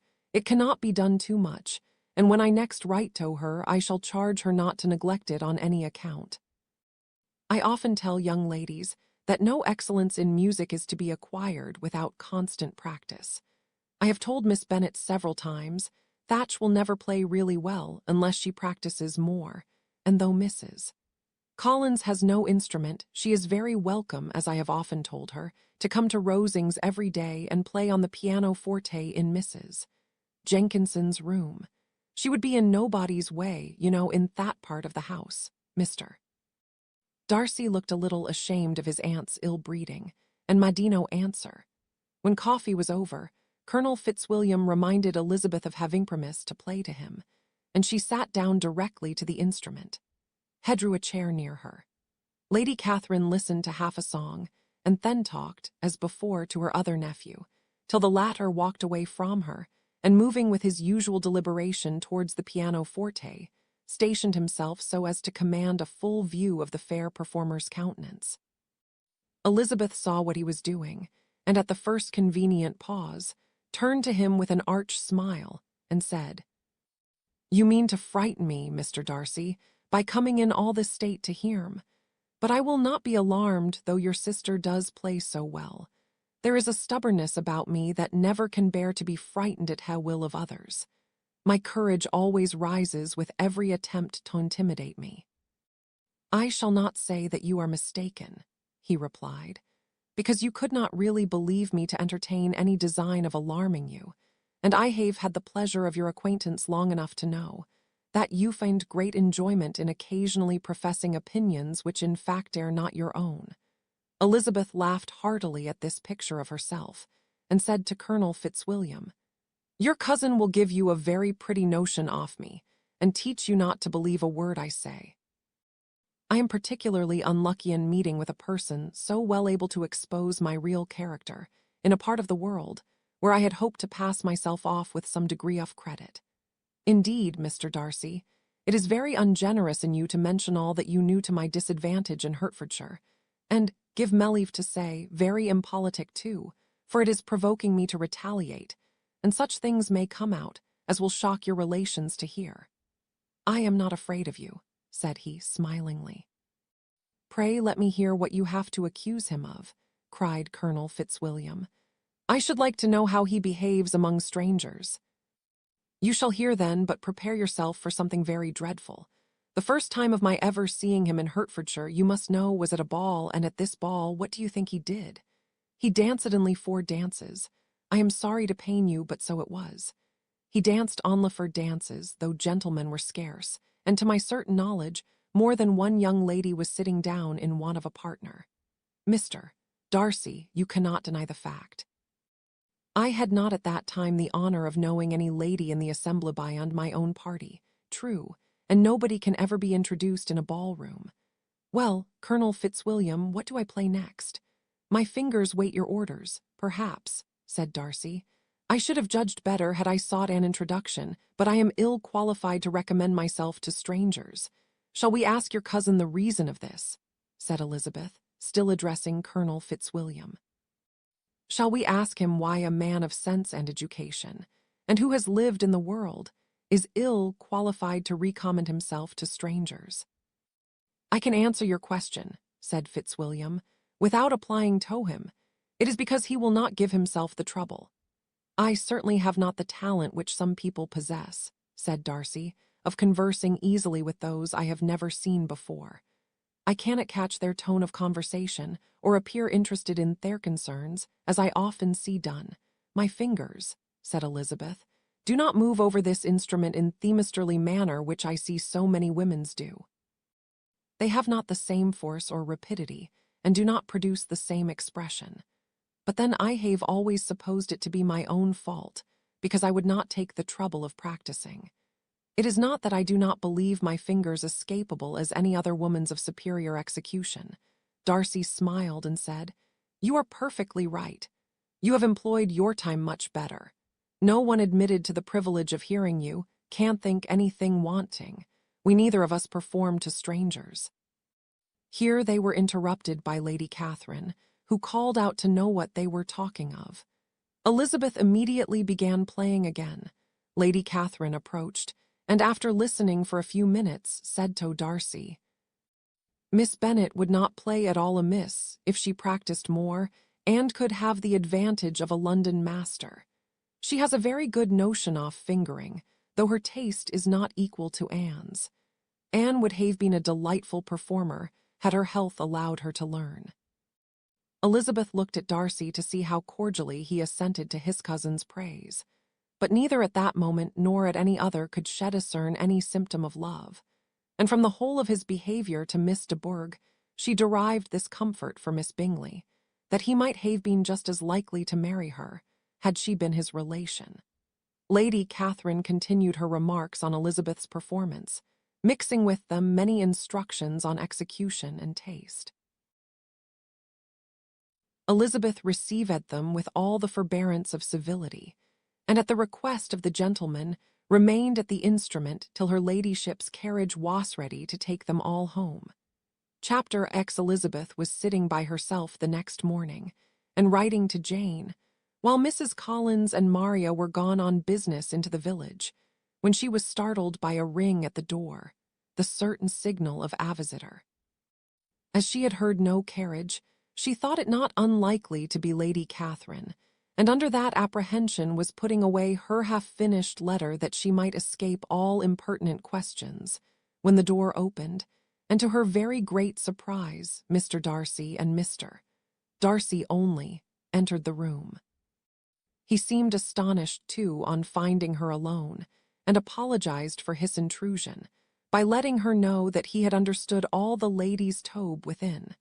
They then sat down, and when her inquiries after Rosings were made, seemed in danger of sinking into total silence. It was absolutely necessary, therefore, to think of something, and in this emergency recollecting when she had seen him last in Hertfordshire, and feeling curious to know what he would say on the subject of their hasty departure, she observed how very suddenly you all quitted Netherfield last November, Mr. Darcy. It must have been a most agreeable surprise to Mr. Bingley to see you all after him so soon, for, if I recollect right, he went but the day before. He and his sisters were well, I hope, when you left London. Perfectly so, I thank you. She found that she was to receive no other answer, and after a short pause added, I think I have understood that Mr. Bingley has not much idea of ever returning to Netherfield again. I have never heard him say so, but it is probable that he may spend very little of his time there in future. He has many friends, and he is at a time of life when friends and engagements are continually increasing. If he means to be but little at Netherfield, it would be better for the neighbourhood that he should give up the place entirely, for then we might possibly get a settled family there. But perhaps Mr. Bingley did not take the house so much for the convenience of the neighborhood as for his own, and we must expect him to keep or quit it on the same principle. I should not be surprised, said Darcy, if he were to give it up as soon as any eligible purchase offers. Elizabeth made no answer. She was afraid of talking longer of his friend, and having nothing else to say, was now determined to leave the trouble of finding a subject to him. He took the hint, and soon began with, "This seems a very comfortable house. Lady Catherine, I believe, did a great deal to it when Mr. Collins first came to Hunsford. I believe she did, and I am sure she could not have bestowed her kindness on a more grateful object. Mr. Collins appears very fortunate in his choice of a wife. Yes, indeed. His friends may well rejoice in his having met with one of the very few sensible women who would have accepted him, or have made him happy if they had. My friend has an excellent understanding, though I am not certain that I consider her marrying Mr. Collins as the wisest thing she ever did. She seems perfectly happy, however, and in a prudential light, it is certainly a very good match for her. It must be very agreeable to her to be settled within so easy a distance of her own family and friends." "An easy distance, do you call it? It is nearly 50 miles. And what is 50 miles of good road? Little more than half a day's journey. Yes, I call it a very easy distance." "I should never have considered the distance as one of the advantages of the match," cried Elizabeth. "I should never have said Mrs. Collins was settled near her family. It is a proof of your own attachment to Hertfordshire. Anything beyond the very neighborhood of Longbourn, I suppose, would appear far." As he spoke, there was a sort of smile, which Elizabeth fancied she understood. He must be supposing her to be thinking of Jane and Netherfield, and she blushed as she answered, "I do not mean to say that a woman may not be settled too near her family. The far and the near must be relative, and depend on manoeuvring circumstances. Where there is fortune to make the expense oft-drivelling unimportant, distance becomes no evil. But that is not the case here. Mr. and Mrs. Collins have a comfortable income, but not such a one as will allow of frequent journeys, and I am persuaded Miffriend would not call herself near her family under less than half the present distance. Mr. Darcy drew his chair a little towards her and said, "You cannot have a right to such very strong local attachment. You cannot have been always at Longbourn." Elizabeth looked surprised. The gentleman experienced some change of feeling. He drew back his chair, took a newspaper from the table, and glancing over it, said, in a colder voice, "Are you pleased with Kent?" A short dialogue on the subject of the country ensued, on either side calm and concise, and soon put an end to by the entrance of Charlottine, her sister, just returned from their walk. The tete-a-tete surprised them. Mr. Darcy related the mistake which had occasioned his intruding in Miss Bennet, and after sitting a few minutes longer without saying much to anybody, went away. "What can be the meaning of this?" said Charlotte, as soon as he was gone. "My dear Eliza, he must be in love with you, or he would never have called on us in this familiar way." But when Elizabeth told of his silence, it did not seem very likely, even to Charlotte's wishes, to be the case, and after various conjectures, they could at last only suppose his visit to proceed from the difficulty of finding anything to do, which was the more probable from the time of year. All field sports were over. Within doors there was Lady Catherine, books, and a billiard table, but gentlemen cannot be always within doors. And in the nearness of the parsonage, or the pleasantness of the walk to it, or of the people who lived in it, Thetwo cousins found a temptation from this period of walking thither almost every day. They called at various times of the morning, sometimes separately, sometimes together, and now and then accompanied by Theront. It was plain to them all that Colonel Fitzwilliam came because he had pleasure in their society, a persuasion which of course recommended him still more. And Elizabeth was reminded by her own satisfaction in being with him, as well as by his evident admiration of her former favorite George Wickham. And though, in comparing them, she saw there was less captivating softness in Colonel Fitzwilliam's manners, she believed he might have the best informed mind. But why Mr. Darcy came so often to the parsonage, it was more difficult to understand. It could not be for society, as he frequently sat there 10 minutes together without opening his lips, and when he did speak, it seemed the effect of necessity rather than of choice, a sacrifice to propriety, not a pleasure to himself. He seldom appeared really animated. Mrs. Collins knew not what to make of him. Colonel Fitzwilliam's occasionally laughing at his stupidity proved that he was generally different, which her own knowledge of him could not have told her. And as she would have liked to believe this change the effect of love, and the object of that love her friend Eliza, she sat herself seriously to work to find it out. She watched him whenever they were at Rosings, and whenever he came to Hunsford, but without much success. Hessertainly looked at her friend a great deal, but the expression of that look was disputable. It was an earnest, steadfast gaze, but she often doubted whether there were much admiration in it, and sometimes it seemed nothing but absence of mind. She had once or twice suggested to Elizabeth the possibility of his being partial to her, but Elizabeth always laughed at the idea, and Mrs. Collins did not think it right to press the subject, from the danger of phrasing expectations which might only end in disappointment. For in her opinion it admitted not of a doubt that all her friend's dislike would vanish if she could suppose him to be in her power. In her kind schemes for Elizabeth, she sometimes planned her marrying Colonel Fitzwilliam. He was beyond comparison the pleasantest man. Hessertainly admired her, and his situation in life was most eligible. But to counterbalance these advantages, Mr. Darcy had considerable patronaging the church, and his cousin could have none at all. Chapter X. More than once did Elizabeth in her ramble within the park unexpectedly met Mr. Darcy. She felt all the perverseness of the mischance that should bring him where no one else was brought, and to prevent its ever happening again, took care to inform him at first that it was a favorite haunt of hers. How it could occur a second time therefore was very odd, yet it did, and even a third. It seemed like wilful ill nature, or a voluntary penance, for on these occasions it was not merely a few formal inquiries and an awkward pause, and then away, but he actually thought it necessary to turn back and walk with her.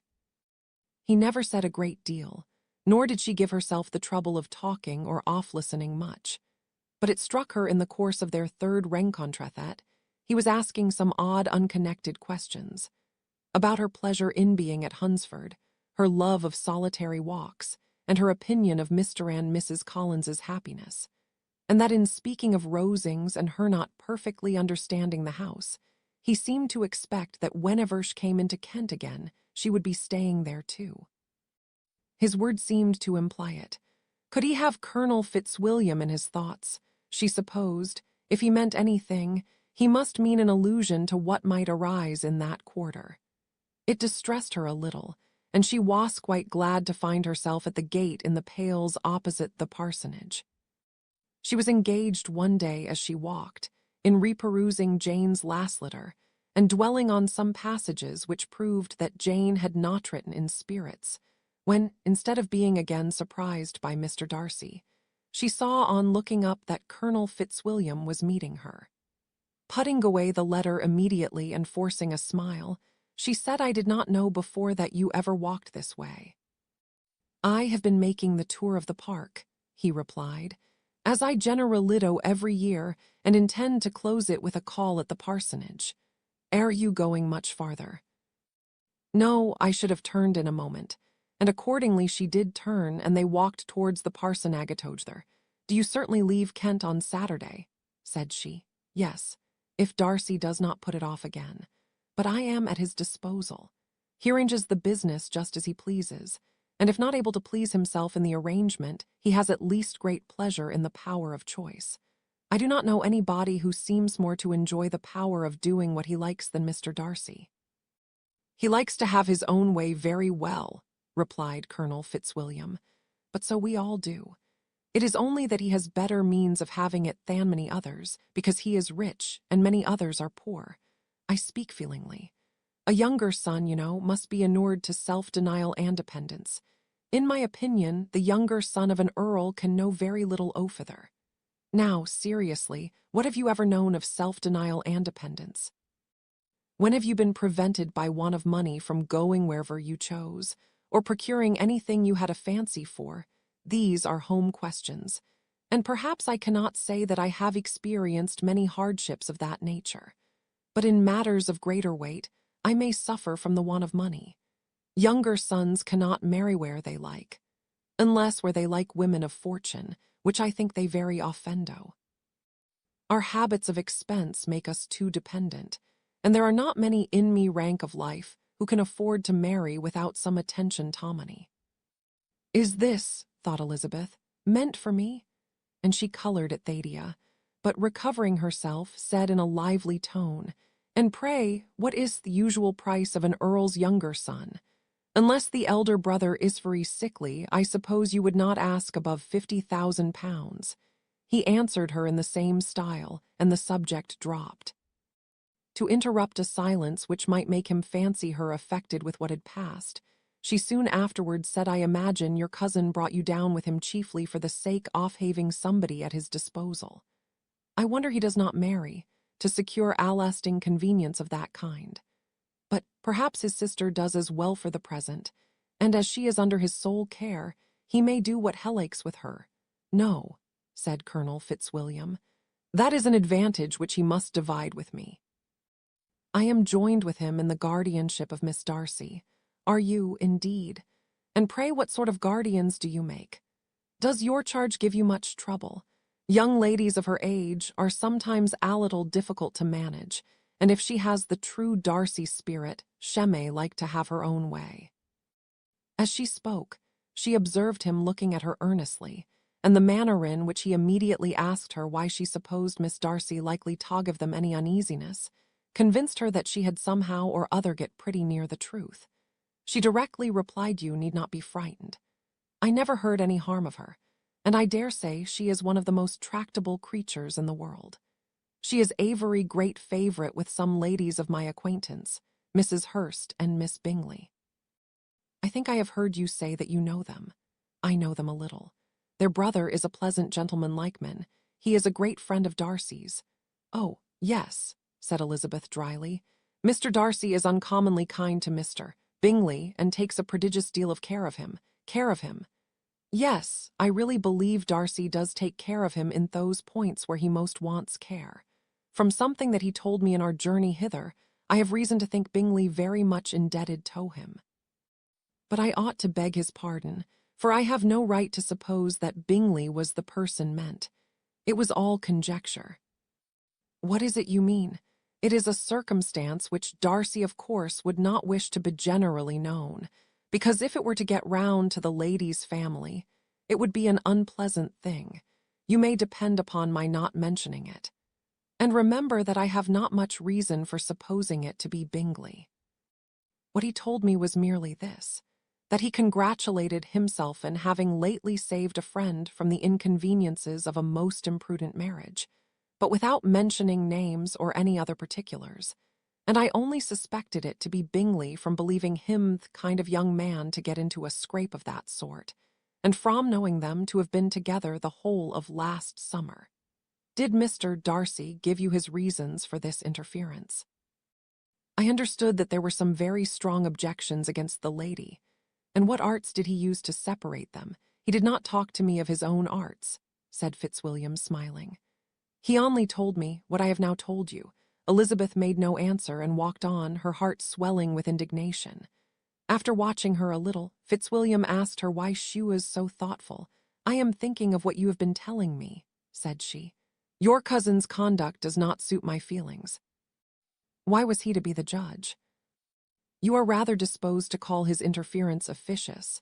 I do not see what right Mr. Darcy had to decide on the propriety of his friend's inclination, or why, upon his own judgment alone, he was todetermined and direct in what manner that friend was to be happy.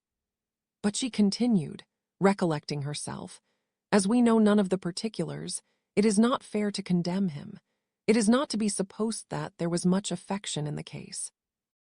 That is not an unnatural surmise, said Fitzwilliam, but at I listening the honor of my cousin's triumph very sadly. This was spoken jestingly, but it appeared to her so just a picture of Mr. Darcy that she would not trust herself with an answer, and therefore, abruptly changing the conversation, talked on indifferent matters till they reached the parsonage. There, shut into her own room, as soon as their visitor left them, she could think without interruption off all that she had heard. It was not to be supposed that any other people could be meant than those with whom she was connected. There could not exist in the world two men, over whom Mr. Darcy could have such boundless influence. That he had been concerned in the measures taken to separate Mr. Bingley and Jane, she had never doubted, but she had always attributed to Miss Bingley the principal design and arrangement of them. If his own vanity, however, did not mislead him, he was the cause. His pride and caprice were the cause of all that Jane had suffered, and still continued to suffer. He had ruined for a while every hope of happiness for the most affectionate, generous heart in the world, and no one could say how lasting an evil he might have inflicted. There were some very strong objections against the lady, were Colonel Fitzwilliam's words, and these strong objections probably were her having one uncle who was a country attorney and another who was in business in London. To Jane herself, she exclaimed, there could be no possibility of objection, all loveliness and goodness as she is. Her understanding excellent, her mind improved, and her manners captivating. Neither could anything be urged against my father, who, though with some peculiarities, has abilities which Mr. Darcy himself need not disdain, and respectability which he will probably never reach.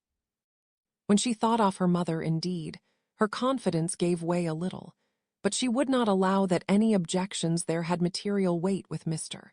Darcy, whose pride, she was convinced, would receive a deeper wound from the want of importance in his friends' connections than from their want of sense, and she was quite decided at last that he had been partly governed by this worst kind of pride, and partly by the wish of retaining Mr. Bingley for his sister. The agitation and tears which the subject occasioned brought on a headache, and it grew so much worse towards the evening that, added to her unwillingness to see Mr. Darcy, it determined her not to attend her cousins to Rosings, where they were engaged to drink tea. Mrs. Collins, seeing that she was really unwell, did not press her to go, and as much as possible prevented her husband from pressing her. But Mr. Collins could not conceal his apprehension of Lady Catherine's being rather displeased by her staying at home. Chapters I when they were gone, Elizabeth, as if intending to exasperate herself as much as possible against Mr. Darcy, chose for her employment the examination of all the letters which Jane had written to her since her being in Kent. They contained no actual complaint, nor was there any revival of past occurrences, or any communication of present suffering. But in all, and in almost every line of each, there was a want of that cheerfulness which had been used to characterize her style, and which, proceeding from the serenity of a mind at ease with itself, and kindly disposed towards everyone, had been scarcely ever clouded. Elizabeth noticed every sentence conveying the idea of uneasiness, with an attention which it had hardly received on the first perusal. Mr. Darcy's shameful boast of what misery he had been able to inflict gave her a keener sense of her sister's sufferings. It was some consolation to think that his visit to Rosings was to end on the day after the next, and a still greater, that in less than a fortnight she should herself be with Jane again, and enabled to contribute to the recovery of her spirits by all that affection could do. She could not think of Darcy's leaving Kent without remembering Thathai's cousin was to go with him, but Colonel Fitzwilliam had made it clear that he had no intentions at all, and agreeable as he was, she did not mean to be unhappy about him. While settling this point, she was suddenly roused by the sound of Theodore bell, and her spirits were a little fluttered by the idea of its being Colonel Fitzwilliam himself, who had once before called late in the evening, and might now come to inquire particularly after her. But Thy's idea was soon banished, and her spirits were very differently affected, when, To her utter amazement, she saw Mr. Darcy walk into the room. In an hurried manner, he immediately began an inquiry after her health, imputing his visit to a wish of hearing that she were better. She answered him with cold civility.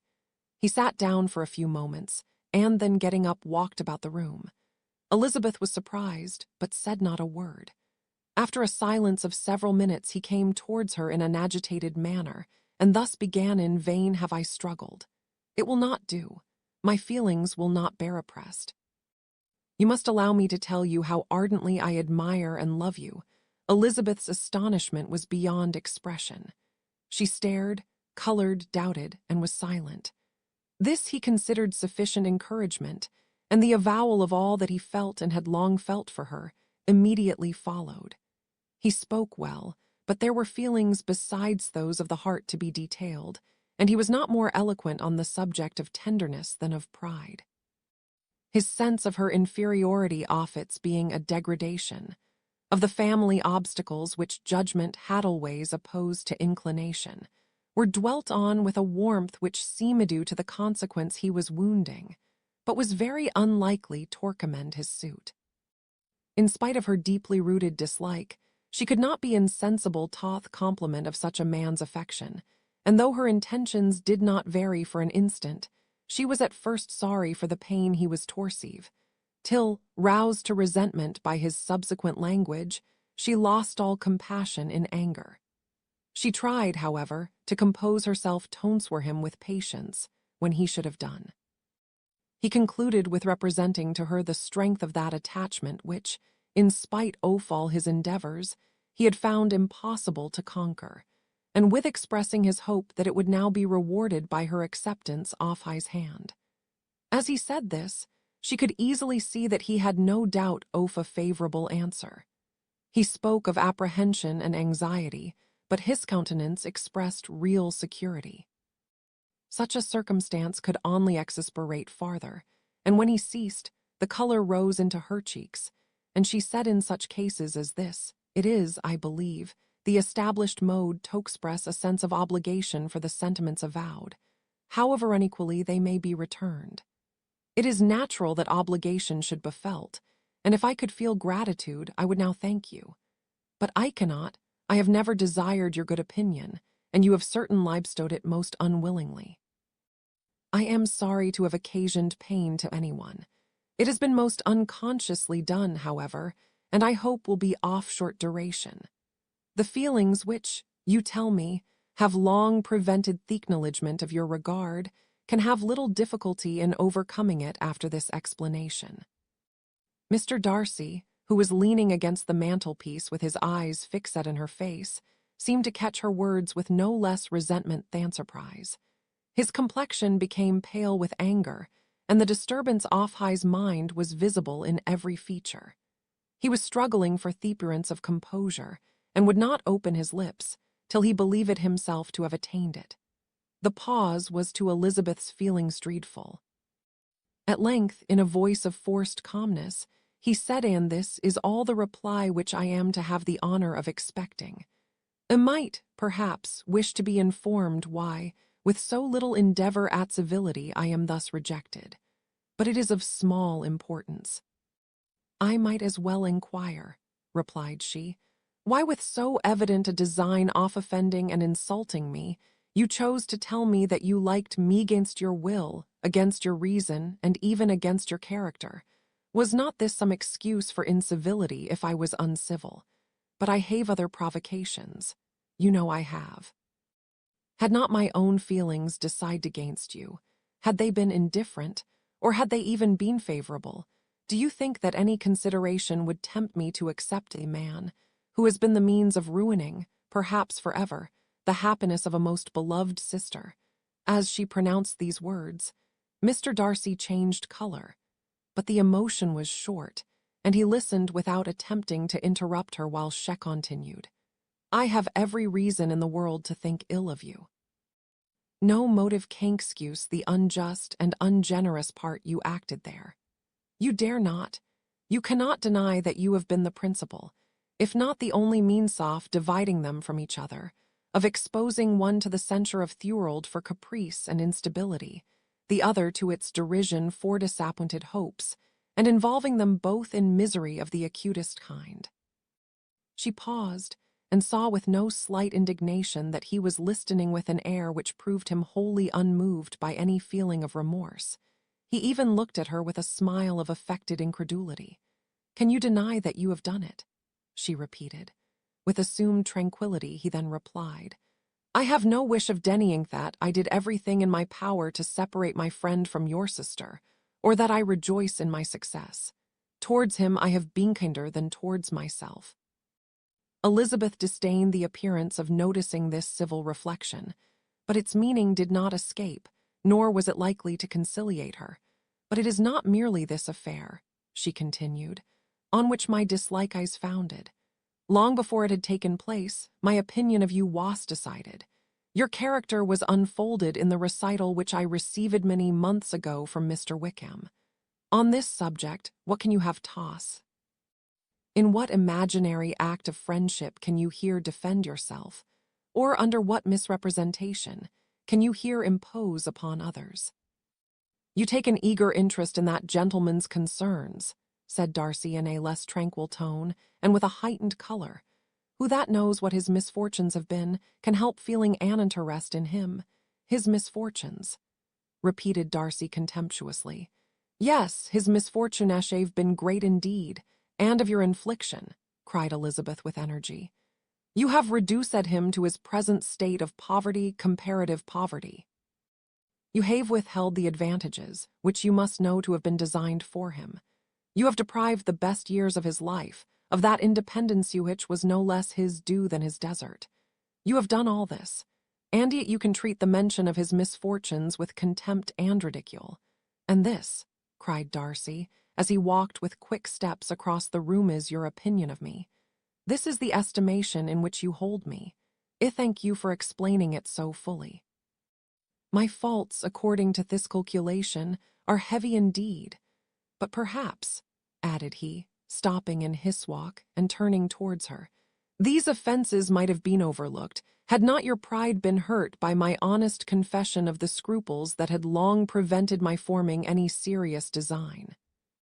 The sebiter accusations might have been suppressed, had I with greater policy concealed my struggles, and flattered you into the belief of my being impelled by unqualified, unalloyed inclination, by reason, by reflection, by everything. But disguise of every sort is my abhorrence, nor am I ashamed of the feelings I related. They were natural and just. Could you expect me to rejoice in the inferiority of your connections, to congratulate myself on the hope of relations, whose condition in life lies so decidedly beneath my own?" Elizabeth felt herself growing more angry every moment. Yet she tried the utmost to speak with composure when she said, "You are mistaken, Mr. Darcy, if you suppose that the mode of your declaration affected me in any other way than as it spared me the concern which I might have felt in refusing you, had you behaved in a more gentlemanlike manner." She saw him start at this, but he said nothing, and she continued, "You could not have made me the offer of your hand in any possible way that would have tempted me to accept it." Again his astonishment was obvious, and he looked at her with an expression of mingled incredulity and mortification. She went on. "From the very beginning, from the first moment, I may almost say, of my acquaintance with you, your manners impressing me with the fullest belief of your arrogance, your conceit, and your selfish disdain of the feelings of others, were such as to form that groundwork of disapprobation, on which succeeding events have built so immovable a dislike. And I had not known you a month before I felt that you were the last man in the world whom I could ever be prevailed on to marry. You have said quite enough, madam. I perfectly comprehend your feelings, and have now only to be ashamed of what my own have been. Forgive me for having taken up so much of your time, and accept my best wishes for your health and happiness." And with these words he hastily left the room, and Elizabeth heard him the next moment open the front door and quit the house. The tumult of her mind was now painfully great. She knew not how to support herself, and from actual weakness sat down and cried for half an hour. Her astonishment, as she reflected on what had passed, was increased by every review of it. That she should receive an offer off marriage from Mr. Darcy. That he should have been in love with her for so many months. So much in love as to wish to marry her in spite of all the objections which had made him prevent his friends marrying her sister, and which must appear at least with equal force in his own case, was almost incredible. It was gratifying to have inspired unconsciously so strong an affection. But his pride, his abominable pride, his shameless avowal of what he had done with respect to Jane, his unpardonable assurance in acknowledging, though he could not justify it, and the unfeeling manner in which he had mentioned Mr. Wickham, his cruelty towards whom he had not attempted to deny, soon overcame the pity which the consideration of his attachment had for a moment excited. She continued in very agitating reflections, till the sound of Lady Catherine's carriage made her feel how unequal she was to encounter Charlotte's observation, and hurried her away to her room. Chapter XII. Elizabeth awoke the next morning to the same thoughts and meditations which had at length closed her eyes. She could not yet recover from the surprise of what had happened. It was impossible to think of anything else, and totally indisposed for employment, she resolved soon after breakfast to indulge herself in air and exercise. She was proceeding directly to her favorite walk, when the recollection of Mr. Darcy sometimes coming there stopped her, and instead of entering the park, she turned up the lane, which led her farther from the turnpike road. The park paling was still the boundary on one side, and she soon passed one of the gates into the ground. After walking 2 or 3 times along that part of the lane, she wasted, by the pleasantness of the morning, to stop at the gates and look into the park. The 5 weeks which she had now passed in Kent had made a great difference in the country, and every day was adding to the verdure of the early trees. She was on the point of continuing her walk, when she caught a glimpse of a gentleman within the sort of grove which edged the park. He was moving that way, and fearful of its being Mr. Darcy, she was directly retreating. But the person who advanced was no near enough to see her, and stepping forward with eagerness, pronounced her name. She had turned away, but on hearing herself called, though in a voice which proved it to be Mr. Darcy, she moved again towards the gate. He had by that time reached it also, and holding out a letter, which she instinctively took, said with a look of haughty composure, "I have been walking in the grove some time in the hope of meeting you. Will you do me the honor of reading that letter?" And then, with a slight bow, turned again into the plantation, and was soon out off sight. With no expectation of pleasure, but with the strongest curiosity, Elizabeth opened the letter, and to her still increasing wonder, perceived an envelope containing 2 sheets of letter paper, written quite through, in a very close hand.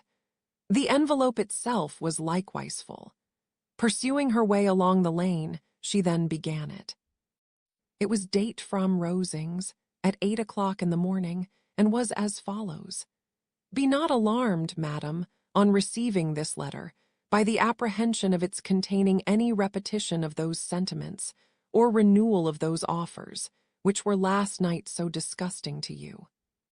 I write without any intention of paining you, or humbling myself, by dwelling on wishes, which, for the happiness of both, cannot be too soon forgotten, and the effort which the formation and the perusal of this letter must occasion should have been spared, had not my character required it to be written and read.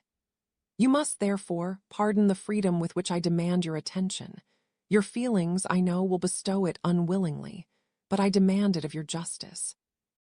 2 offenses of a very different nature, and by no means of equal magnitude, you last night laid to my charge. The first mentioned was, that, regardless of the sentiments of either, I had detached Mr. Bingley from your sister, and the other, that I had, in defiance of various claims, in defiance of honor and humanity, ruined the immediate prosperity, and blasted the prospects of Mr. Wickham.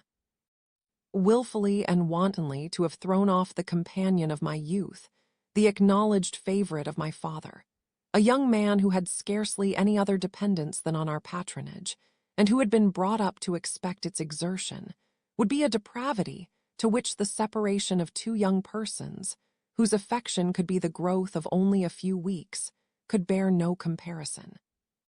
But from the severity of that blame which was last night so liberally bestowed, respecting each circumstance, I shall hope to be in future secured, when the following account of my actions and their motives has been read.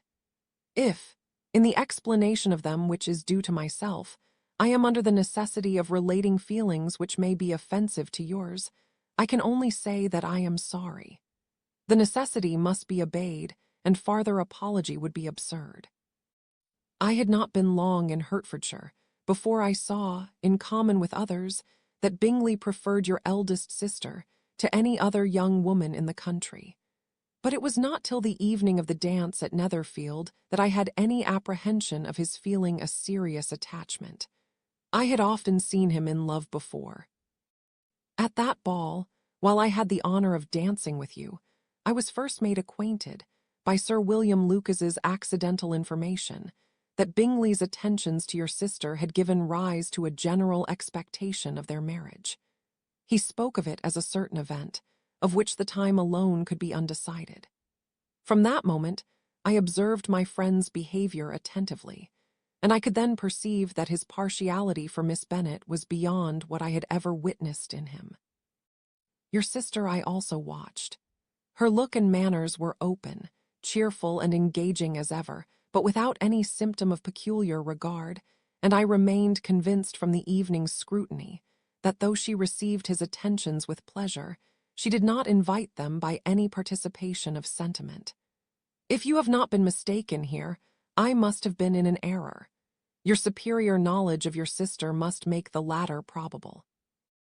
If it be so, if I have been misled by such error to inflict pain on her, your resentment has not been unreasonable. But I shall not scruple to assert that the serenity of your sister's countenance and air was such as might have given the most acute observer a conviction that, however amiable her temper, her heart was not likely to be easily touched. That I was desirous of believing her indifferent is certain, but I will venture to say that my investigations and decisions are not usually influenced by my hopes or fears. I did not believe her to be indifferent because I wished it. I believed it on impartial conviction, as truly as I wished it in reason. My objections to the marriage were not merely those, which I last night acknowledged to have required the utmost force of passion to put aside. In my own case, the want of connection could not be so great an evil to my friend as to me. But there were other causes of repugnance, causes which, though still existing, and existing to an equal degree in both instances, I had myself endeavored to forget, because they were not immediately before me. These causes must be stated, though briefly. The situation of your mother's family, though objectionable, was nothing in comparison of that total want of propriety so frequently, so almost uniformly betrayed by herself, by your 3 younger sisters, and occasionally even by your father. Pardon me. It pains me to offend you.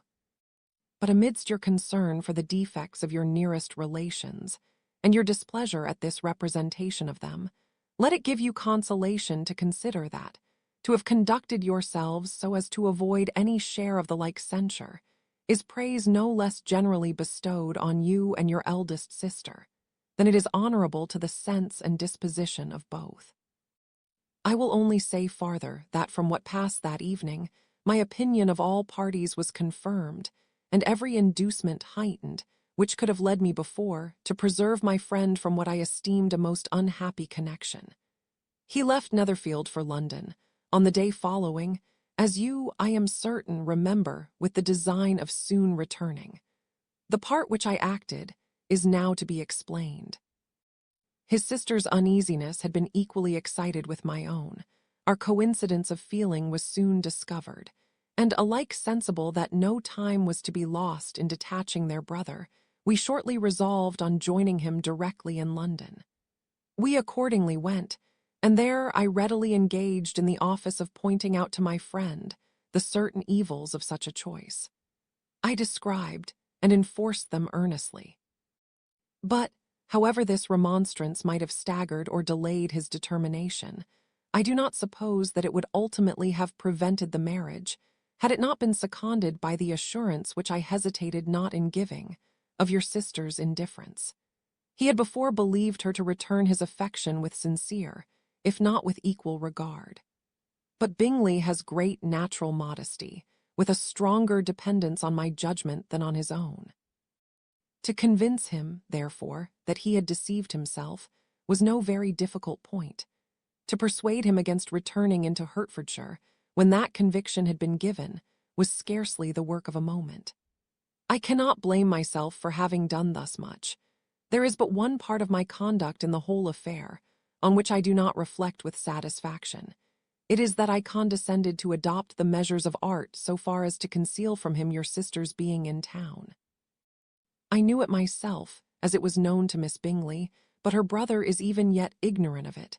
That they might have met without ill consequence is perhaps probable, but his regard did not appear to me enough extinguished for him to see her without some danger. Perhaps this concealment, this disguise, was beneath me. It is done, however, and it was done for the best. On this subject I have nothing more to say, no other apology to offer. If I have wounded your sister's feelings, it was unknowingly done. And though the motives which govern me may to you very naturally appear insufficient, I have not yet learnt to condemn them. With respect to that other, more weighty accusation, of having injured Mr. Wickham, I can only refute it by laying before you the whole of his connection with my family. Of what he has particularly accused me I am ignorant, but of the truth of what I shall relate, I can summon more than one witness of undoubted veracity.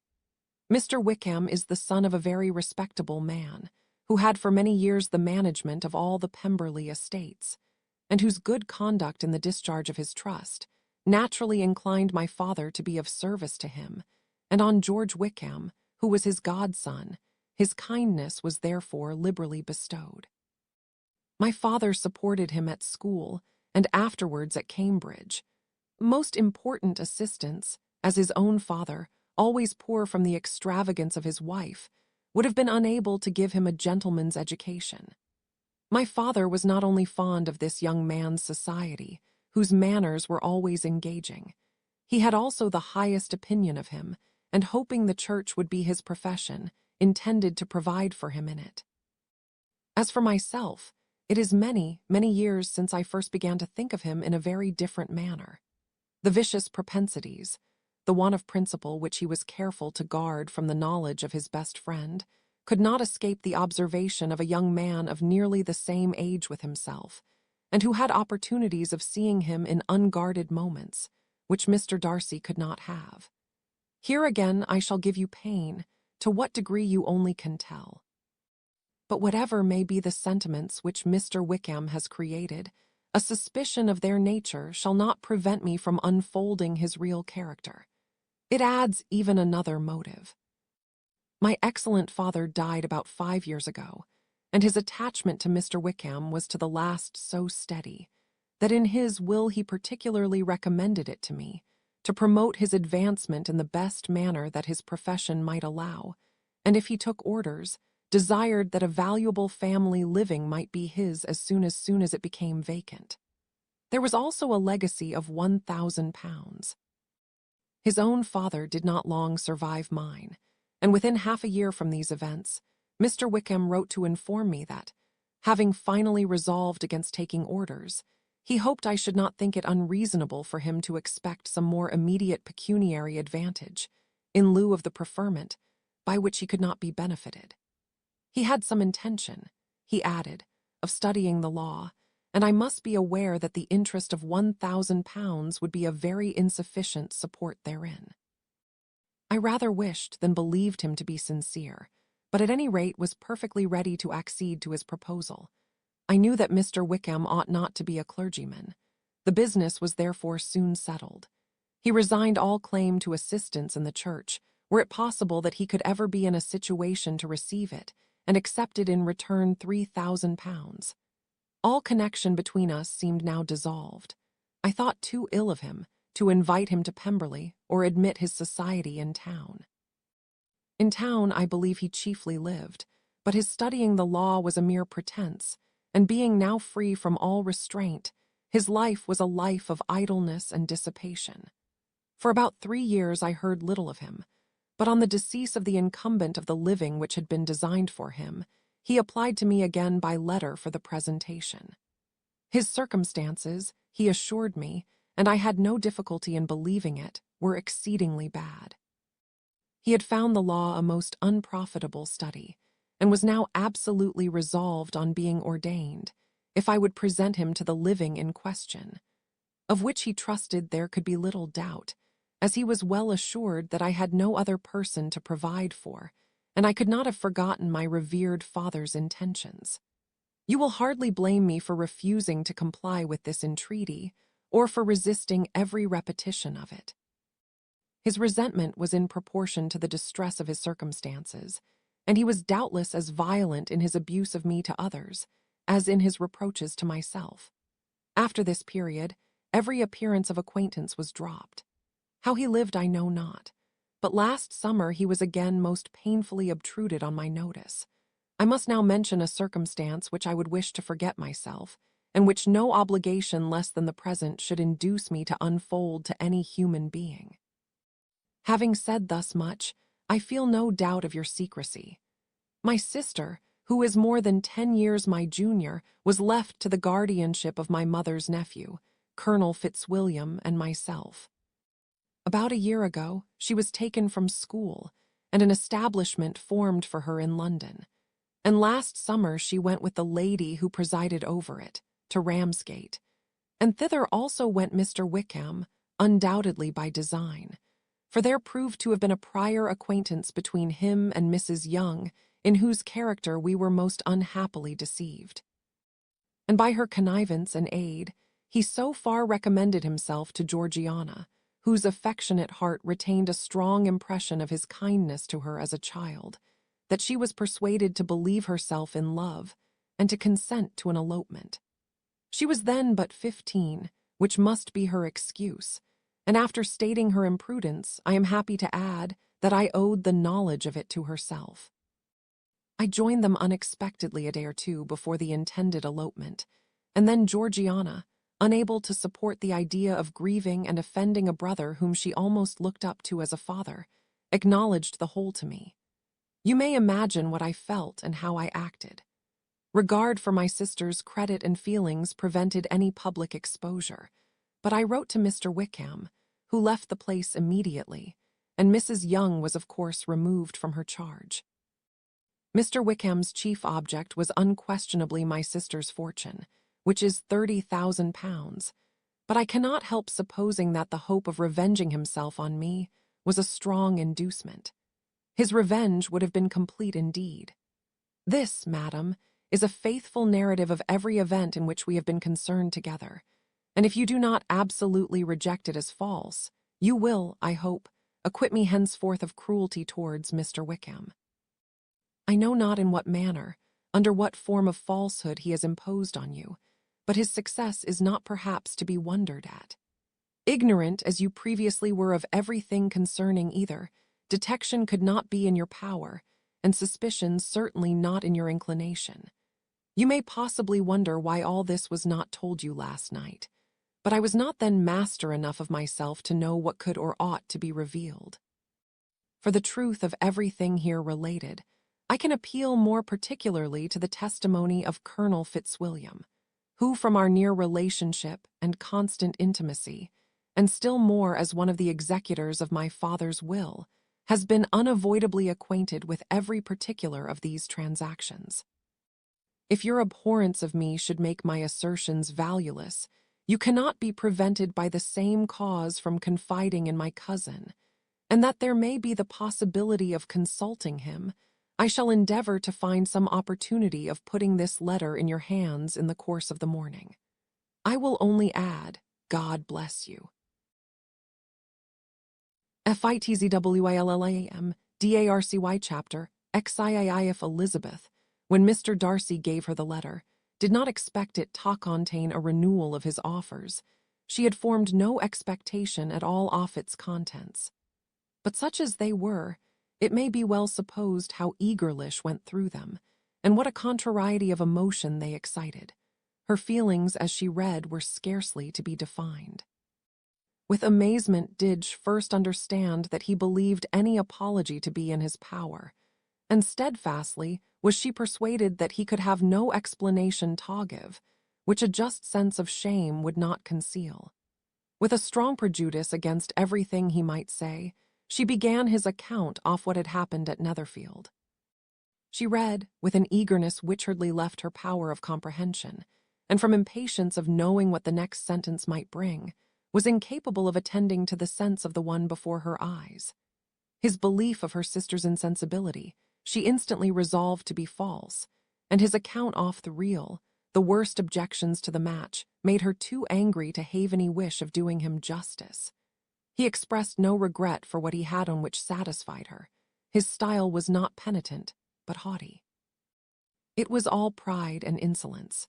But when this subject was succeeded by his account of Mr. Wickham, Wench read with somewhat clearer attention a relation of events which, if true, must overthrow every cherished opinion of his worth, and which bore so alarming an affinity to his own history of himself.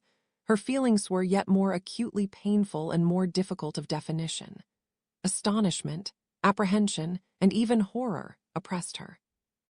She wished to discredit it entirely, repeatedly exclaiming, "This must be false! This cannot be!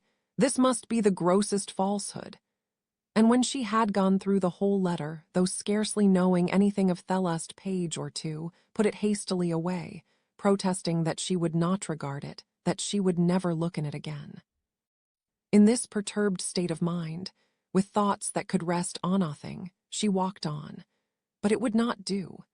In half a minute the letter was unfolded again, and collecting herself as well as she could, she again began the mortifying perusal of all that related to Wickham, and commanded herself so far as to examine the meaning of every sentence.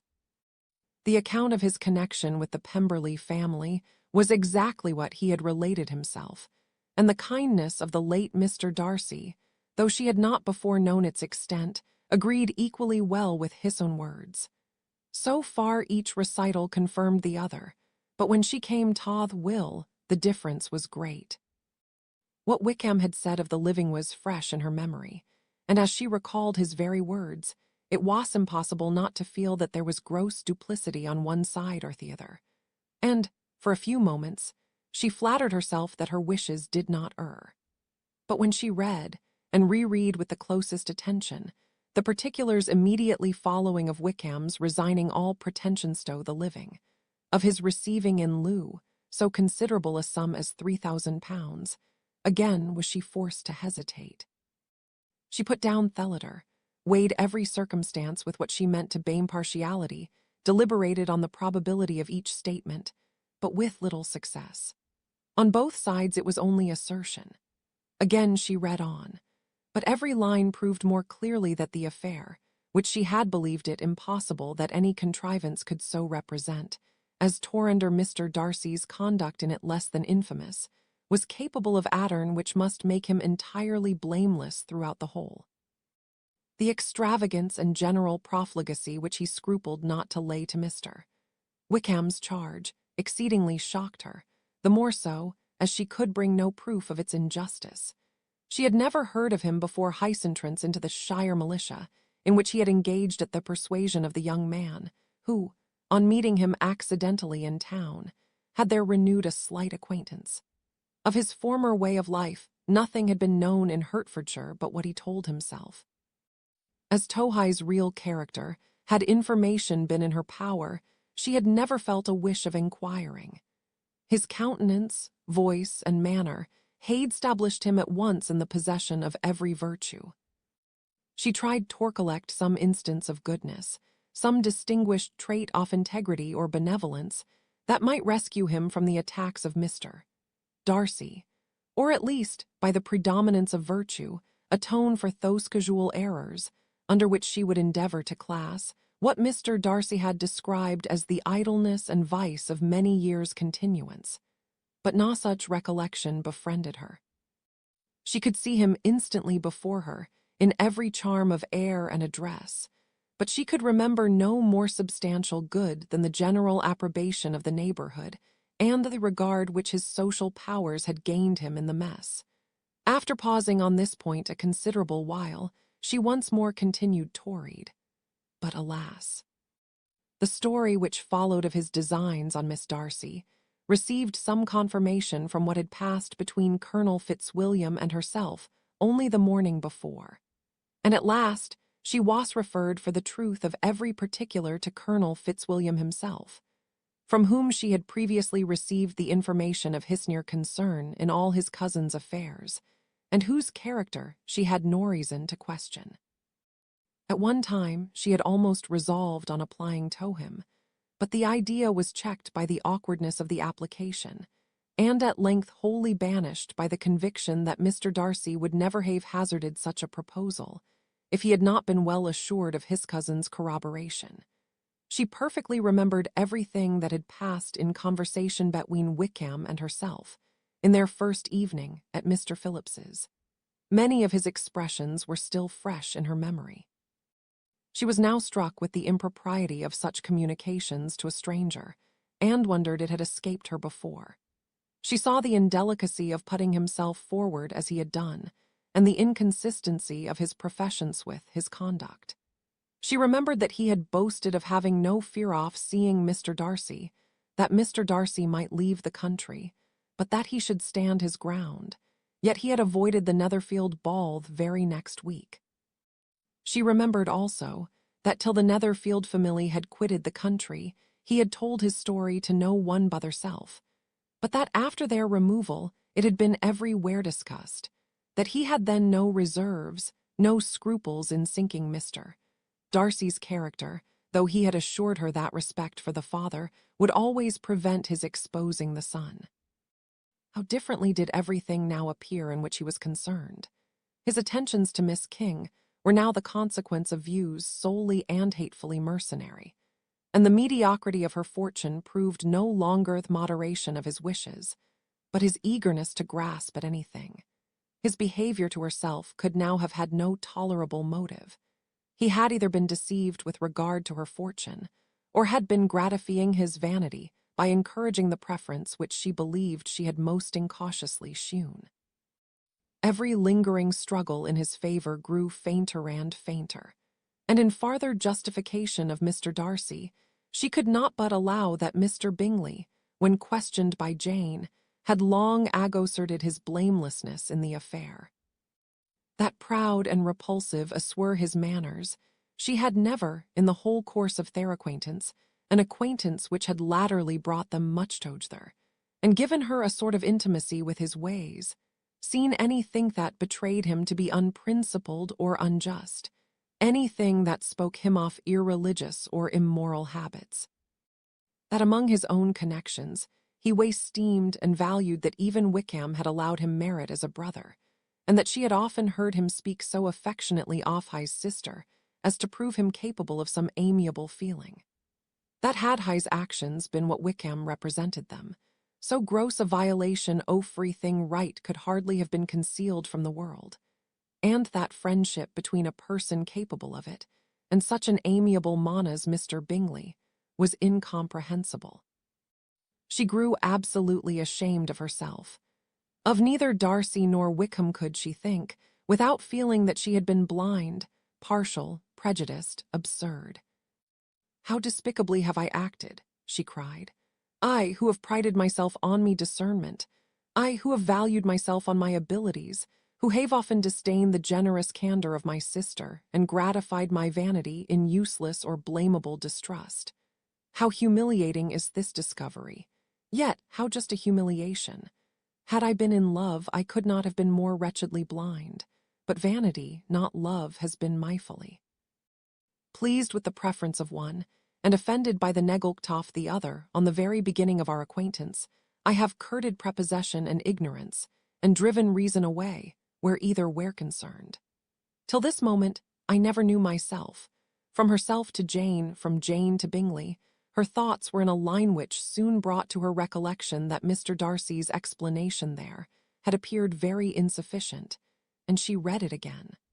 Widely different was the effect of a second perusal. How could she deny credit to his assertions, in one instance, which she had been obliged to give in the other? He declared himself to have been totally unsuspicious of her sister's attachment, and she could not help remembering what Charlotte's opinion had always been. Neither could she deny the justice of his description of Jane. She felt that Jane's feelings, though fervent, were little displayed, and that there was a constant complacency in her air and manner, not often united with great sensibility. When she came to that part of the letter in which her family were mentioned, in terms of such mortifying, yet merited reproach, her sense of shame was severe.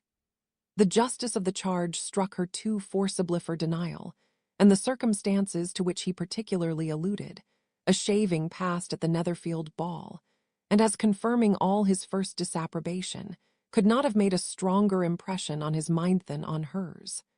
The compliment to herself and her sister was not unfelt. It soothed, but it could not console her for the contempt which had been thus self-attracted by the rest of her family.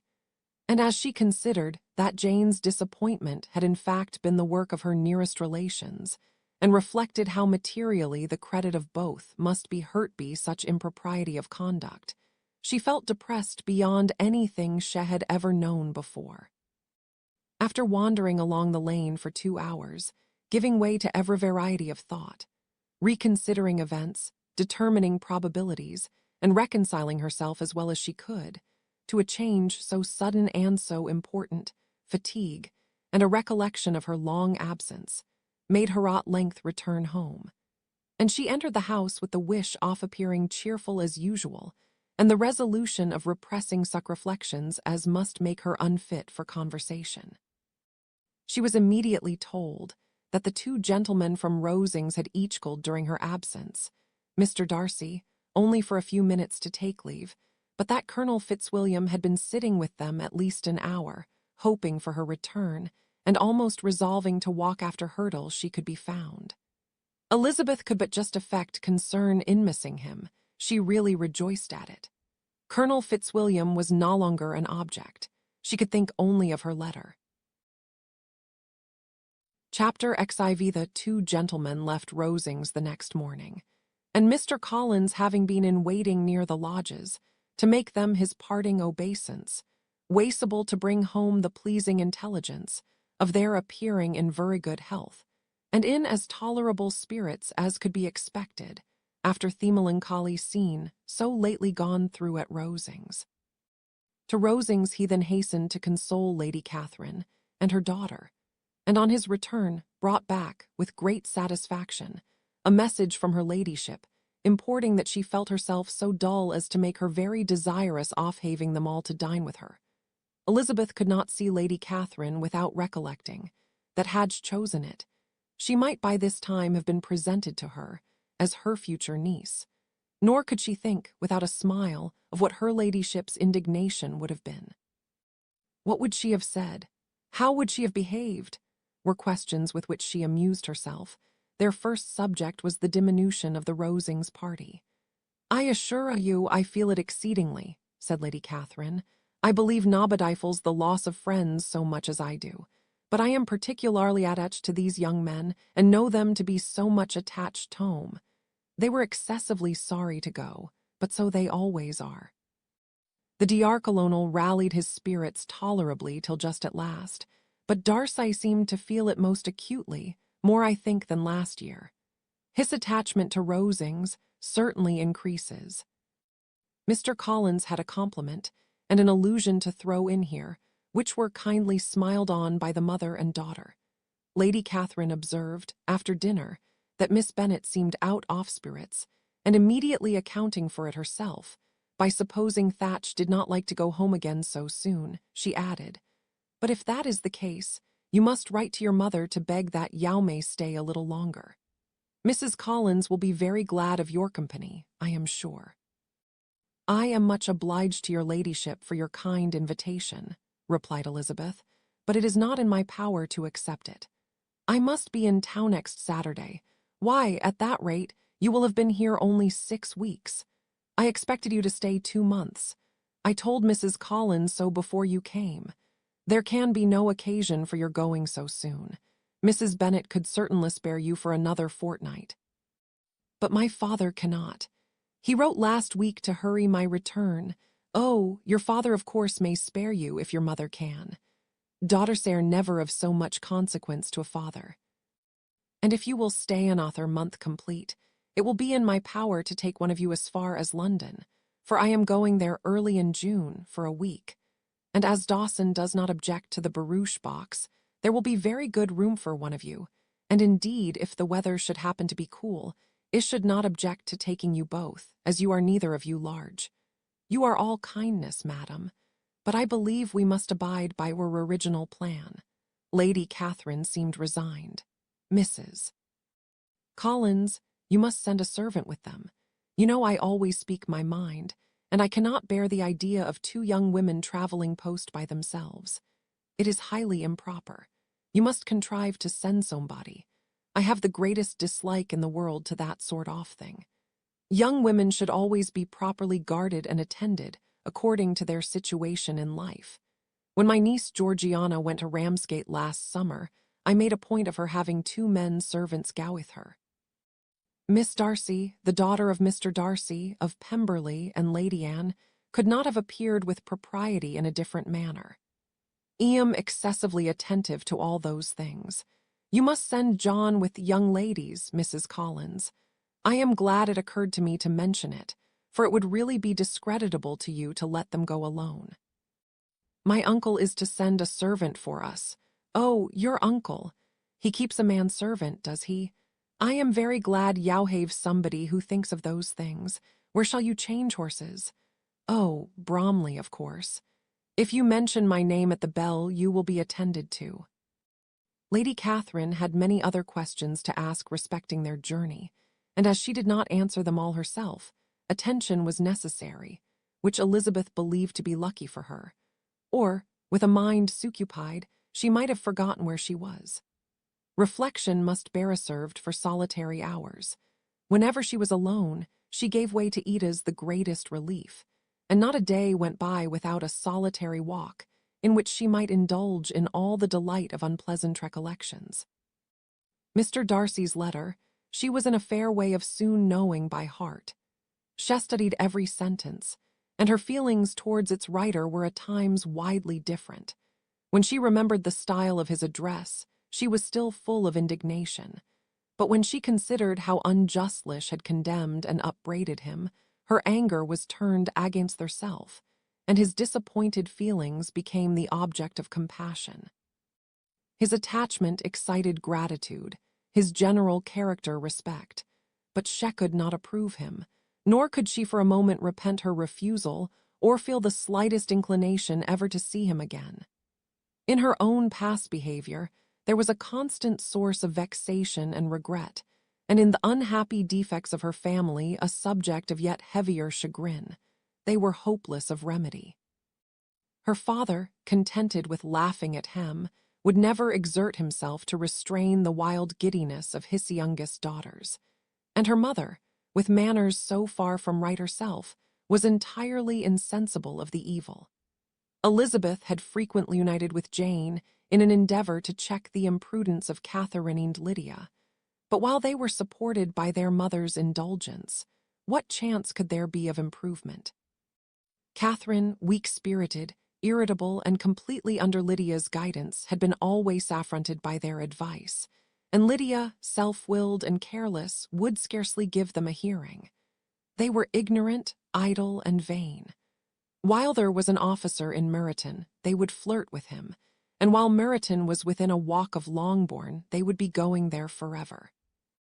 Anxiety on Jane's behalf was another prevailing concern, and Mr. Darcy's explanation, by restoring Bingley to all her former good opinion, heightened the sense of what Jane had lost.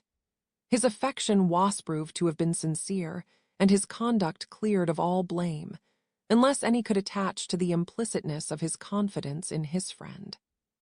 How grievous, then, was the thought that, of a situation so desirable in every respect, so replete with advantage, so promising for happiness, Jane had been deprived by the folly and indecorum of her own family. When to these recollections was added the development of Wickham's character, it may be easily believed that the happy spirits which had seldom been depressed before were now so much affected as to make it almost impossible for her to appear tolerably cheerful. Their engagements at Rosings were as frequent during the last week off her stay as they had been at first. The very last evening was spent there, and her ladyship again inquired minutely into the particulars off their journey, gave them directions as to the best method of packing, and was so urgent on the necessity of placing gowns in the only right way that Maria thought herself obliged, on her return, to undo all thewwork of the morning and pack her trunk afresh. When they parted, Lady Catherine, with great condescension, wished them a good journey, and invited them to come to Hunsford again next year, and Miss de Bourgh exerted herself so far as to curtsy and hold out her hand to both. Chapter XVON. Saturday morning Elizabeth and Mr. Collins met for breakfast a few minutes before the others appeared, and he took the opportunity of paying the parting civilities which he deemed indispensably necessary. "I know not, Miss Elizabeth," said he, "whether Mrs. Collins has yet expressed her sense of your kindness in coming to us, but I am very certain you will not leave the house without receiving her thanks for it. The favor of your company has been much felt, I assure you. We know how little there is to tempt anyone to our humble abode. Our plain manner of living, our small rooms and few domestics, and the little Wessie of the world, must make Hunsford extremely dull to a young lady like yourself. But I hope you will believe us grateful for the condescension, and that we have done everything in our power to prevent your spending your time unpleasantly." Elizabeth was eager with her thanks and assurances of happiness. She had spent 6 weeks with great enjoyment, and the pleasure of being with Charlotte and the kind attentions she had received must make her feel the obliged. Mr. Collins was gratified, and with a more smiling solemnity replied, "It gives me the greatest pleasure to hear that you have passed your time not disagreeably. We have certainly done our best, and most fortunately having it in our power to introduce you to very superior society, and from our connection with Rosings, the frequent means offering the humble home scene, I think we may flatter ourselves that your Hunsford visit cannot have been entirely irksome. Our situation with regard to Lady Catherine's family is indeed the sort of extraordinary advantage and blessing which few can boast. You see on what a footing we are. You see how continually we are engaged there. In truth, I must acknowledge that, with all the disadvantages of this humble parsonage, I should not think anyone abiding in it an object of compassion, while they are sharers of our intimacy at Rosings. Words were insufficient for the elevation of his feelings, and he was obliged to walk about the room, while Elizabeth tried to unite civility and truth in a few short sentences. You may, in fact, carry a very favorable report of us into Hertfordshire, my dear cousin. I flatter myself at least that you will be able to do so. Lady Catherine's great attentions to Mrs. Collins you have been a daily witness of, and altogether I trust it does not appear that your friend has drawn an unfortunate, but on this point it will be us well to be silent. Only let me assure you, my dear Miss Elizabeth, that I can from my heart most cordially wish you equal felicity in marriage. My dear Charlotte and I have but one mind and one way of thinking. There is in everything a most remarkable resemblance of character and ideas between us. We seem to have been designed for each other. Elizabeth could safely say that it was a great happiness where that was the case, and with equal sincerity could add that she firmly believed and rejoiced in his domestic comforts. She was not sorry, however, to have the recital of them interrupted by the entrance of the lady from whom they sprung. Poor Charlotte! It was melancholy to leave her to such society, but she had chosen it with her eyes open, and though evidently regretting that her visitors were to go, she did not seem tosk for compassion. Her home and her housekeeping, her parish and her poultry, and all their dependent concerns had not yet lost their charms. At length the chaise arrived, the trunks were fastened on, the parcels placed within, and it was pronounced to be ready.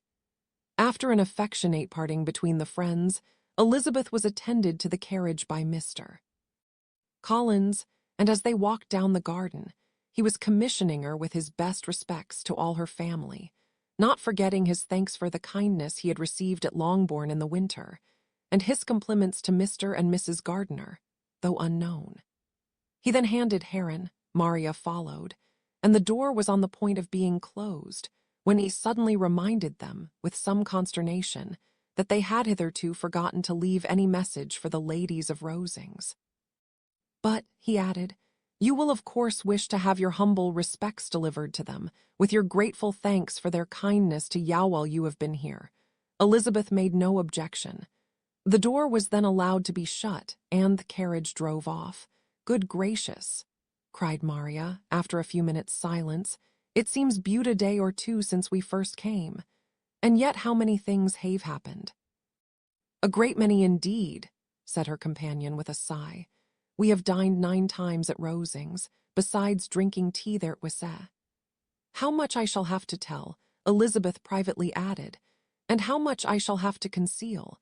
Their journey was performed without much conversation or any alarm, and within 4 hours of their leaving Hunsford, they reached Mr. Gardiner's house, where they were to remain a few days."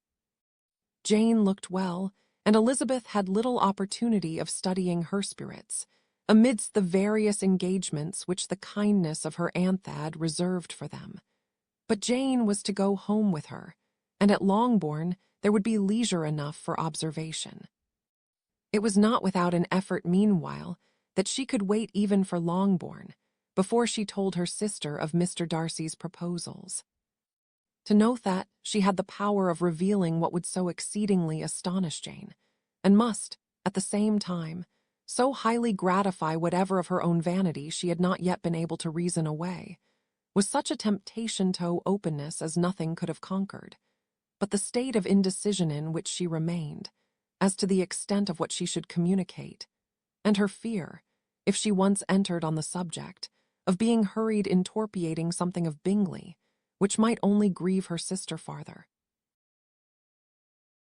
Chapter XVIII was the 2nd week in May, in which the 3 young ladies set out together from Gracechurch Street, for the town of in Hertfordshire, and, as they drew near the appointed inn where Mr. Bennet's carriage Wastow meet them, they quickly perceived, in token of the coachman's punctuality, both Kitty and Lydia looking out of a dining-room upstairs. These 2 girls had been above an hour in the place, happily employed in visiting an opposite milliner, watching the sentinel on guard, and dressing a salad and cucumber. After welcoming their sisters, they triumphantly displayed a table set out with such cold meat as an inn larder usually affords, exclaiming, "Is not this nice? Is not this an agreeable surprise? And we mean to treat you all," added Lydia. "But you must lend us the money, for we have just spent hours at the shop out there." Then shewing her purchases, "Look here, I have bought this bonnet. I do not think itis very pretty, but I thought I might as well buy it as not. I shall pull it to pieces as soon as I get home, and see if I can make it up any better." And when her sisters abused it as ugly, she added with perfecting concern, "Oh, but there were 2 or 3 much uglier in the shop, and when I have bought some prettier coloured satin to trim it with fresh, I think it will be very tolerable. Besides, it will not much signify what one wears this summer, after the Shire have left Meryton, and they are going in a fortnight." "Are they indeed?" cried Elizabeth, with the greatest satisfaction. "They are going to be encamped near Brighton, and I do so want Papa to take us all there for the summer. It would be such a delicious scheme, and I dare say would hardly cost anything at all. Mamma would like Togo too of all things. Only think what a miserable summer else we shall have." "Yes," thought Elizabeth, "that would be a delightful scheme, indeed, and completely due for us at once. Good heaven! Brighton and a whole campful of soldiers to us, who have been overset already by 1 poor regiment of militia, and the monthly balls of Meryton. Now I have got some news for you," said Lydia, as they sat down totable. "What do you think? It is excellent news, capital news, and about a certain person that we all like." Jane and Elizabeth looked at each other, and the waiter was told that Hen need not stay. Lydia laughed and said, that is just like your formality and discretion. You thought the waiter must not hear as if he cared.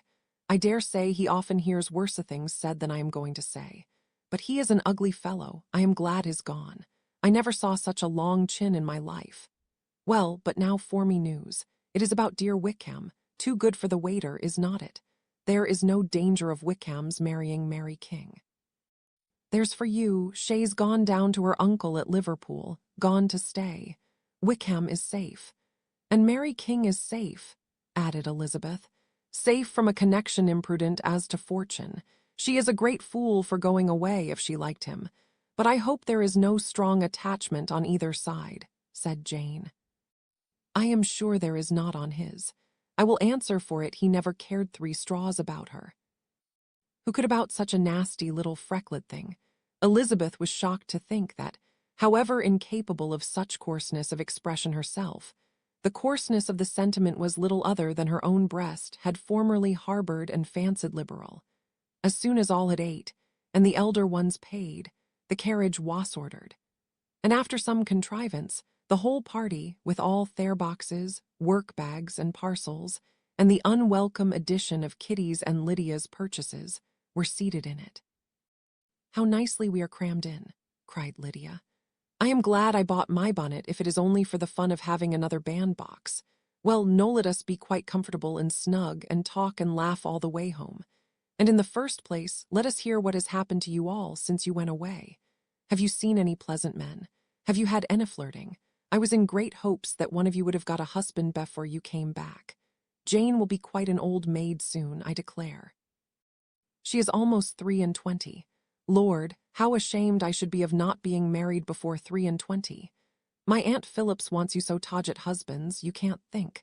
She says Lizzie had better have taken Mr. Collins, but I do not think there would have been any fun in it. Lord, how I should like to be married before any of you, and then I would chaperone you about to all the balls.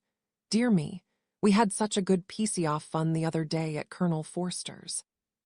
Kitty and me were to spend the day there, and Mrs. Forster promised to have a little dance in the evening. By the by, Mrs. Forster and me are such friends. And so she asked the 2 Harringtons to come, but Harriet was ill, and so Pen was forced to come by herself. And then, what do you think we did? We dressed up Chamberlain in woman's clothes on purpose to pass for a lady. Only think what fun.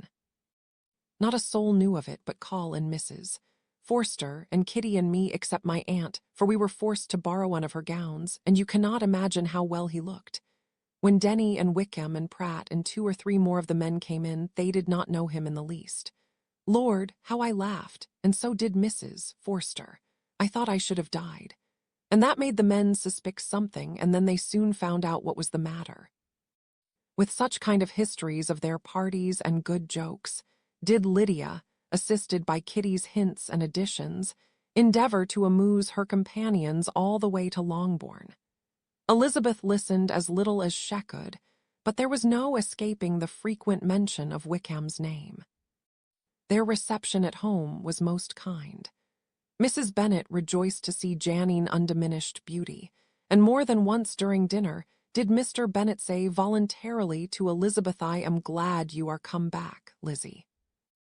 Their party in the dining-room was large, for almost all the Lucases came to meet Maria and hear the news, and various were the subjects which occupied them. Lady Lucas was inquiring of Maria across the table, after the welfare and poultry of her eldest daughter. Mrs. Bennet wastably engaged, on one hand collecting an account of the present fashions from Jane, who sat some way below her, and on the other, retelling them all to the younger Miss Lucases. And Lydia, in a voice rather louder than any other person's, was enumerating the various pleasures of the morning to any body who would hear her. Oh, Mary, said she, I wish you had gone with us, for we had such fun. As we went along, Kitty and me drew up all the blinds and pretended there was nobody in the coach. And I should have gone so all the way, if Kitty had not been sick. And when we got to the George, I do think we behaved very handsomely, for we treated the other 3 with the nicest cold luncheon in the world, and if you would have gone, we would have treated you too. And then when we came away, it was such fun. I thought we never should have got into the coach. I was ready to die of laughter, and then we were so merry all the way home. We talked and laughed so loud that any body might have heard us 10 miles off. To this, Mary very gravely replied, "Far be it from me, my dear sister, to depreciate such pleasures. They would doubtless be congenial with generality of female minds, but I confess they would have no charms for me. I should infinitely prefer a book." But of this answer Lydia heard not a word. She seldom listened to anybody for more than half a minute, and never attended to Mary at all. In the afternoon Lydia was urgent with the rest of the girls to walk to Meryton and see how every body went on, but Elizabeth steadily opposed this scheme. It should not be said that the Miss Bennets could not be at home half a day before they were in pursuit of the officers. Their Wassenauther reasoned too for her opposition. She dreaded seeing Wickham again, and was resolved to avoid it as long as possible. The comfort to her of the regiment's approaching removal was indeed beyond expression. In a fortnight they were to go, and once gone, she hoped there could be nothing more to plague her on his account. She had not been many hours at home before she found that the Brighton scheme, of which Lydia had given them a hint at the inn, was under frequent discussion between her parents. Elizabeth saw directly that her father had not the smallest intention of yielding, but his answers were at the same time so vague and equivocal that her mother, though often disheartened, had never yet despaired of succeeding at last. Chapter XVI. Elizabeth's impatience to acquaint Jane with what had happened could no longer be overcome, and at length, resolving to suppress every particular in which her sister was concerned, and preparing her to be surprised, she related to her the next morning the chief of the scene between Mr. Darcy and herself. Miss Bennet's astonishment was soon lessened by the strong sisterly partiality, which made any admiration of Elizabeth appear perfectly natural, and all surprise was shortly lost in other feelings. She was sorry that Mr. Darcy should have delivered his sentiments in a manner solidal, suited to recommend them, but still more was she grieved for the unhappiness which her sister's refusal must have given him.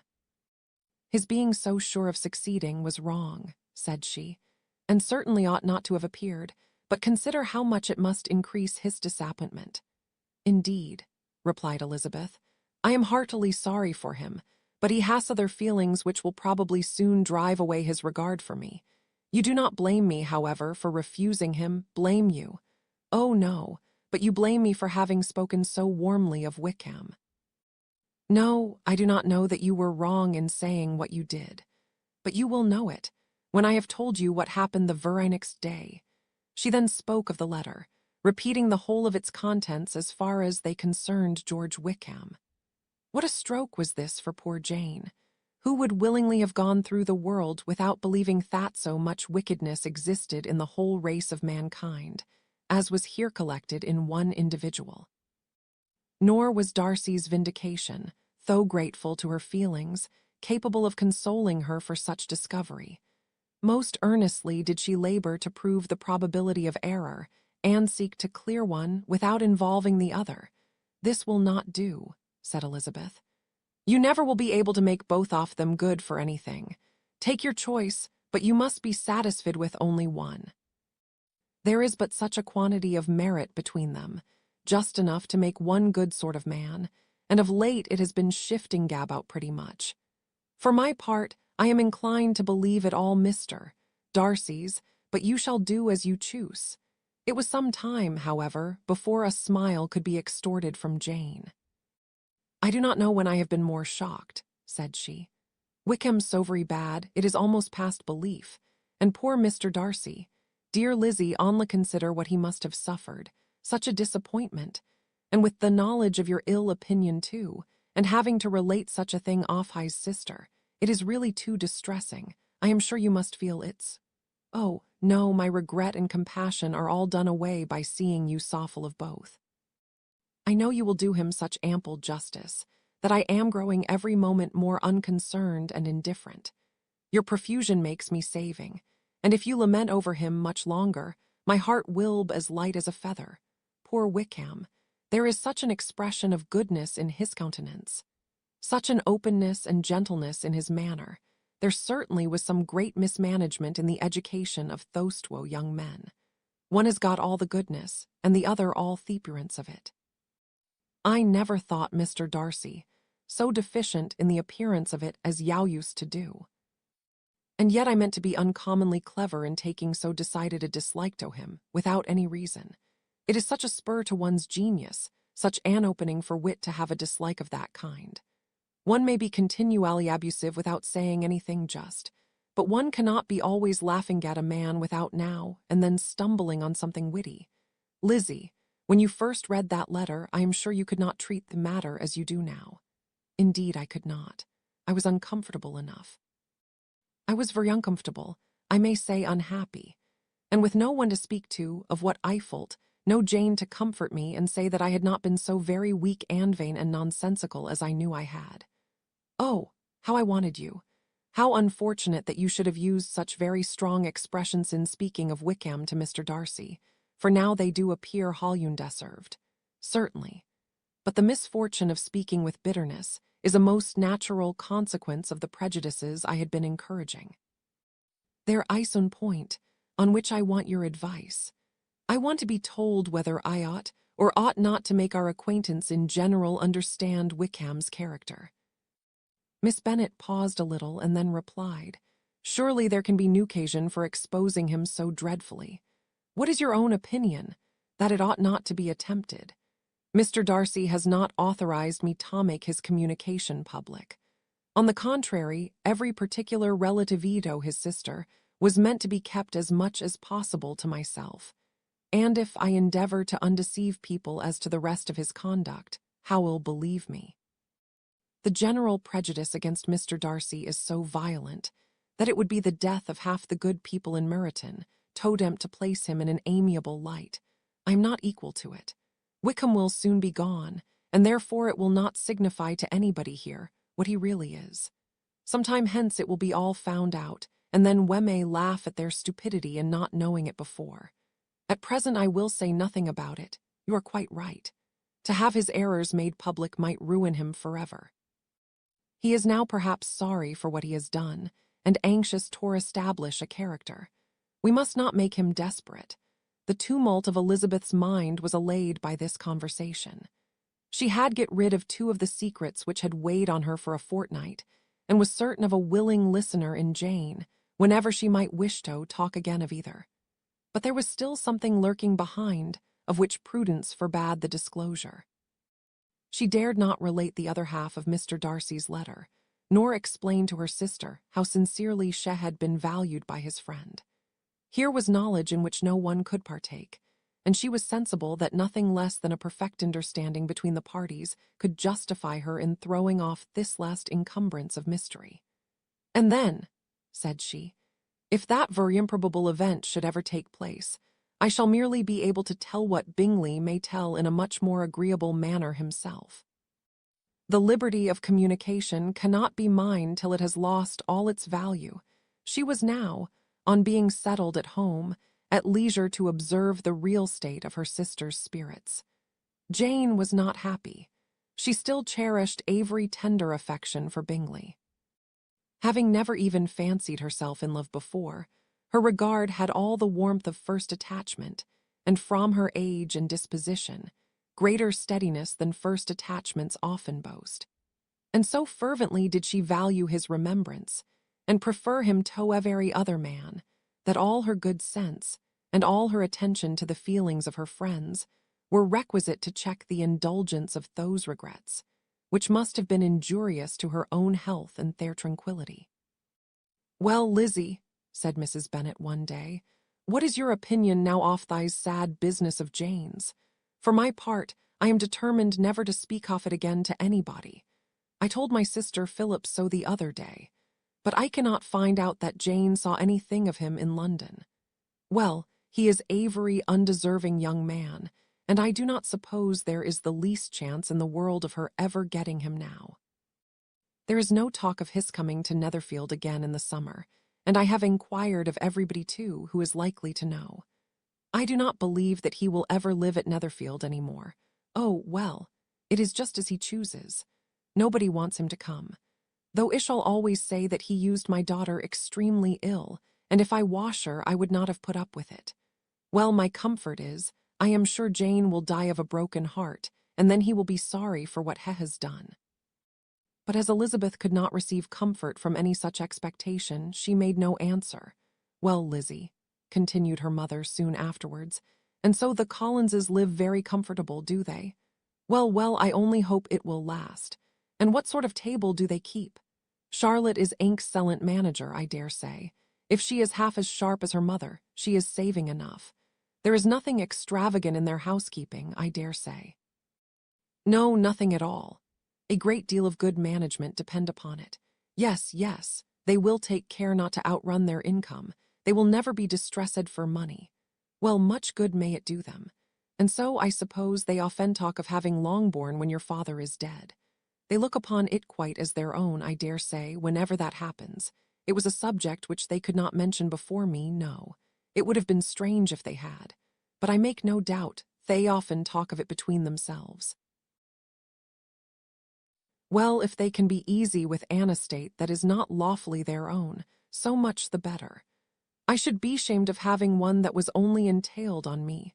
Chapter XVII. The first week of their return was soon gone. The second began. It was last of the regiment's stay in Meryton, and all the young ladies in the neighborhood were drooping apace. The dejection was almost universal. The elder Miss Bennets alone were still able to eat, drink, and sleep, and pursue the usual course of their employments. Very frequently were they reproached for this insensibility by Kitty and Lydia, whose own misery was extreme, and who could not comprehend such hard-heartedness in any of the family. "Good heaven, what is to become of us? What are we to do?" would they often exclaim in the bitterness of woe. "How can you be smiling so?" Lizzie, their affectionate mother, shared all their grief. She remembered what had herself endured on a similar occasion 25 years ago. "I am sure," said she, "I cried for 2 days together when Colonel Miller's regiment went away. I thought I should have broke my heart." "I am sure I shall break mine," said Lydia. "If one could but go to Brighton," observed Mrs. Bennet. "Oh, yes. If one could but go to Brighton, but Papa is so disagreeable. A little sea bathing would set me up forever. And my Aunt Phillips is sure it would do me a great deal of good," added Kitty. Such were the kind of lamentations resounding perpetually through Longbourn House. Elizabeth tried to be diverted by them, but all sense of pleasure was lost in shame.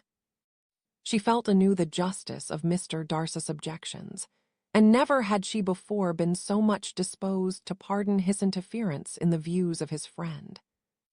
But the gloom of Lydia's prospect was shortly cleared away, for she received an invitation from Mrs. Forster, the wife of the colonel of their regiment, to accompany her to Brighton.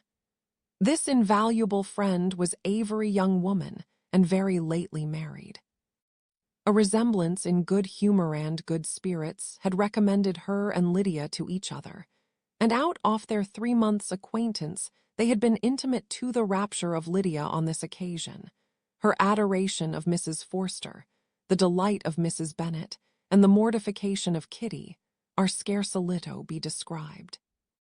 Wholly inattentive to her sister's feelings, Lydia flew about the house in restless ecstasy, calling for everyone's congratulations, and laughing and talking with more violence than ever, whilst the luckless Kitty continued in the parlor repining at her fatting terms as unreasonable as her accent was peevish.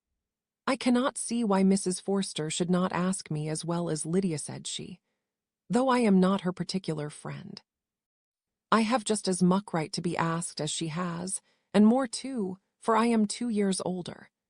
In vain did Elizabeth attempt to make her reasonable, and Jane to make her resigned. As for Elizabeth herself, this invitation was so far from exciting in her the same feelings as in her mother and Lydia, that she considered it as the death warrant of all possibility of common sense for the latter. And detestable as such a step must make her were it known, she could not help secretly advising her father not to let her go. She represented to him all the improprieties of Lydia's general behavior, the little advantage she could derive from the friendship of such a woman as Mrs. Forster, and the probability of her being yet more imprudent with such a companion at Brighton, where the temptations must greater than at home. He heard her attentively, and then said Lydia will never be easy till she has exposed herself in some public place or other, and we can never expect her to do it with so little expense or inconvenience to her family as under the present circumstances. "If you were aware," said Elizabeth, "of the very great disadvantage to's all which must arise from the public notice of Lydia's unguarded and imprudent manner, nay, which has already arisen from it, I am sure you would judge differently in the affair." "Already arisen," repeated Mr. Bennet. "What, has she frightened away some of your lovers? Poor little Lizzie! But do not be cast down. Such squeamish youths as cannot bear to be connected with a little absurdity are not worth a regret. Come, let me see the list of the pitiful fellows who have been kept aloof by Lydia's folly. Indeed, you are mistaken. I have no such injuries to resent. It is not of peculiar, but of general evils, which I am now complaining. Our importance, our respectability in the world, must be affected by fueled volatility, the assurance and disdain of all restraint which mark Lydia's character. Excuse me, for I must speak plainly. If you, my dear father, will not take the trouble of checking her exuberant spirits, and of teaching her that her present pursuits are not to be the business of her life, she will soon be beyond the reach of amendment. Her character will be fixed, and she will, at 16, be the most determined flirt that ever made herself and her family ridiculous.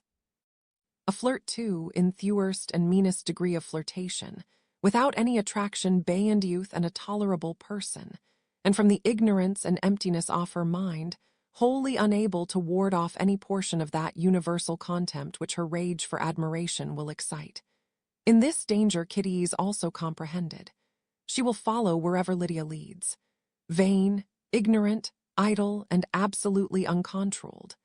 Oh, my dear father, can you suppose it possible that they will not be censured and despised wherever they are known, and that their sisters will not be often involved in the disgrace? Mr. Bennet saw that her whole heart was in the subject, and affectionately taking her hand, said in reply, "Do not make yourself uneasy, my love. Wherever you and Jane are known, you must be respected and valued, and you will not appear to less advantage for having a couple of, or I may say, 3 very silly sisters. We shall have no peace at Longbourn if Lydia does not go to Brighton. Let her go then. Colonel Forster is a sensible man, and will keep her out of any real mischief, and she is luckily too poor to be an object of prey to anybody. At Brighton, she will be of less importance even as a common flirt than she has been here. The officers will find women better worth their notice. Let us hope, therefore, that her being there may teach her her own insignificance. At any rate, she cannot grow many degrees worse, without authorizing us to lock her up for the rest of her life." With this answer, Elizabeth was forced to be content, but her own opinion continued the same, and she left him disappointed and sorry. It was not in her nature, however, to increase her vexations by dwelling on them. She was confident of having performed her duty, and to fret over unavoidable evils or augment them by anxiety was no part of her disposition. Had Lydia and her mother known the substance of her conference with her father, their indignation would hardly have found expression in their united volubility. In Lydia's imagination, a visit to Brighton comprised every possibility of earthly happiness.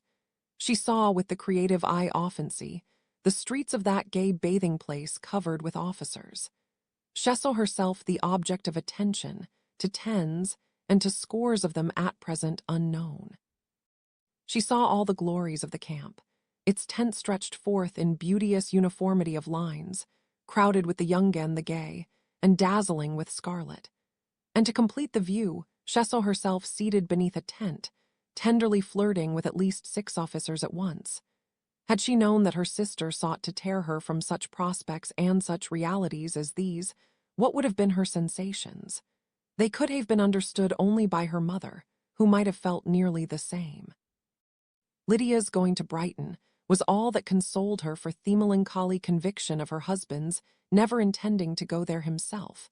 but they were entirely ignorant of what had passed, and their rapturous continued with little intermission to the very day of Lydia's leaving home. Elizabeth was now to see Mr. Wickham for the last time. Having been frequently in company with him since her return, agitation was pretty well over, the agitations of former partiality entirely so. She had even learnt to detect, in the very gentleness which had first delighted her, an affectation and a sameness to disgust and weary.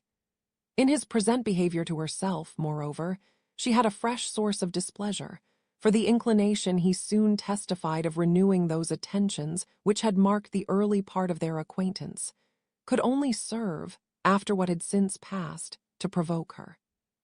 She lost all concern for him in finding herself thus selected as the object of such idle and frivolous gallantry, and while she steadily repressed it, could not but feel their proof contained in his believing that however long, and for whatever cause, his attentions had been withdrawn, her vanity would be gratified and her preference secured at any time by their renewal. On the very last day of the regiment's remaining in Meryton, he dined with others of the officers at Longbourn, and so little was Elizabeth disposed to part from him in good humour, that on his making some inquiry as to the manner in which her time had passed at Hunsford, she mentioned Colonel Fitzwilliam's and Mr. Darcy's having both spent 3 weeks at Rosings, and asked him if he were acquainted with the former.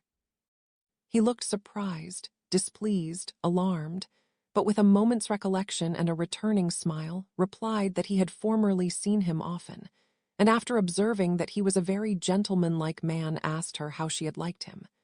Her answer was warmly in his favour. With an air of indifference he soon afterwards added, "How long did you say that he was at Rosings? Nearly 3 weeks. And you saw him frequently?" "Yes, almost every day." "His manners are very different from his cousin's." "Yes, very different, but I think Mr. Darcy improves on acquaintance." "Indeed," cried Wickham with a look which did not escape her. "And pray may I ask," but checking himself, he added in a gayer tone, "is it in address that he improves? Has he deigned to add aught of civility to his ordinary style? For I dare not hope," he continued in a lower and more serious tone, "that he is improved in essentials."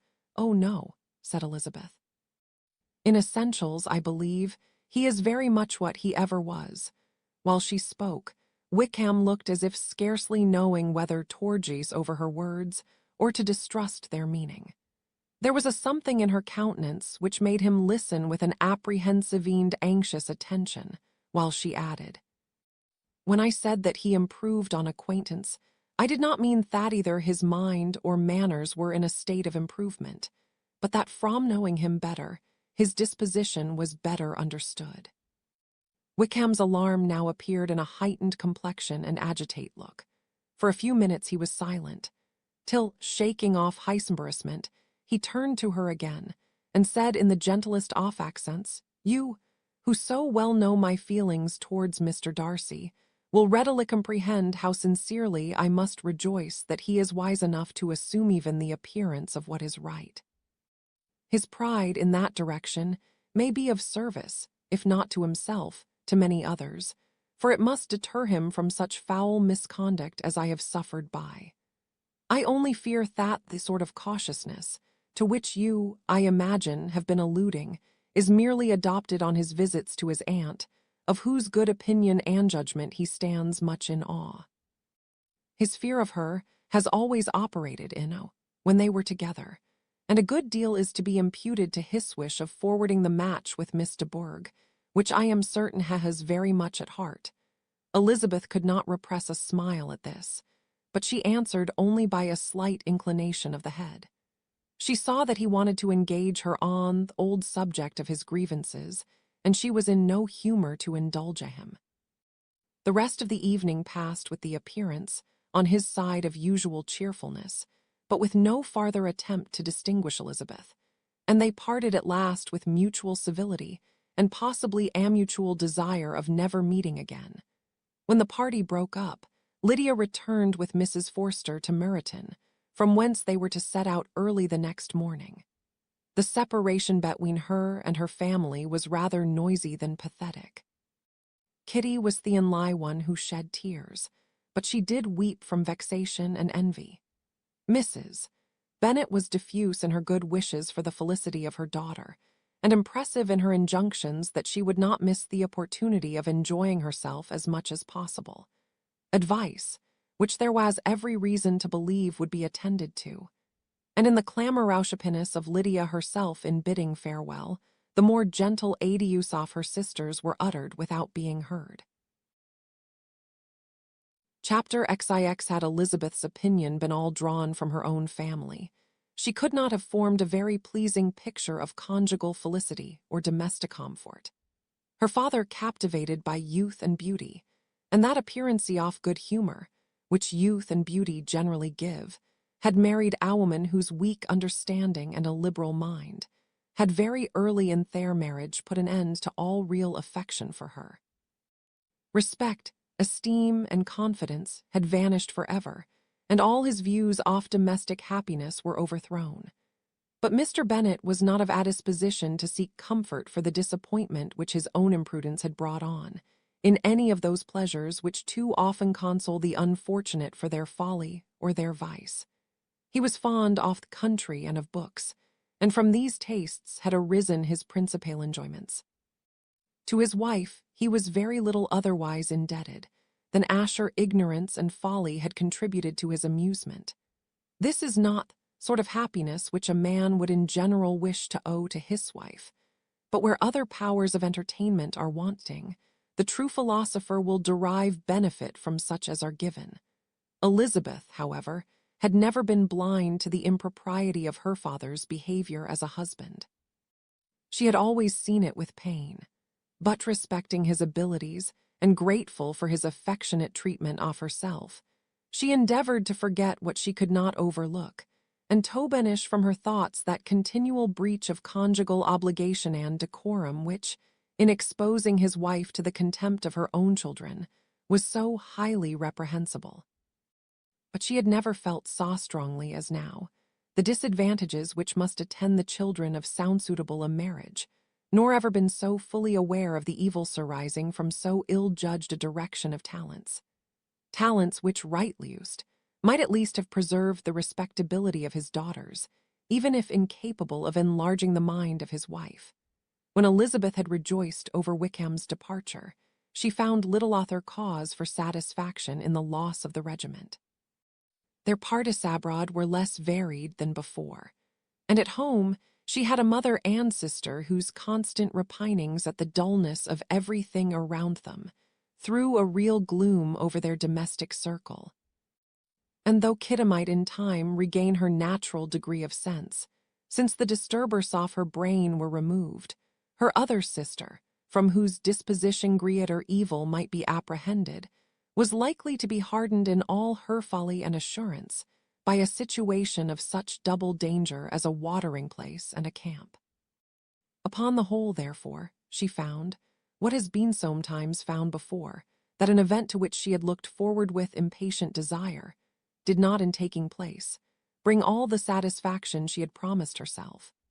It was consequently necessary to name some other period for the commencement of actual felicity, to have some other point on which her wishes and hopes might be fixed, and by again enjoying the pleasure of anticipation, console herself for the present, and prepare for another disappointment. Her tour to the lakes was now the object of her happiest thoughts. It was her best consolation for all the uncomfortable hours which the discontentedness of her mother and Kitty made inevitable, and could she have included Jane in the scheme, every part of it would have been perfect. But it is fortunate, thought she, that I have something to wish for. Were the whole arrangement complete, my disappointment would be certain. But here, by carrying with me one ceaseless source of regret in my sister's absence, I may reasonably hope to have all my expectations of pleasure realized. A scheme of which every part promises delight can never be successful, and general disappointment is only warded off by the defense of some little peculiar vexation.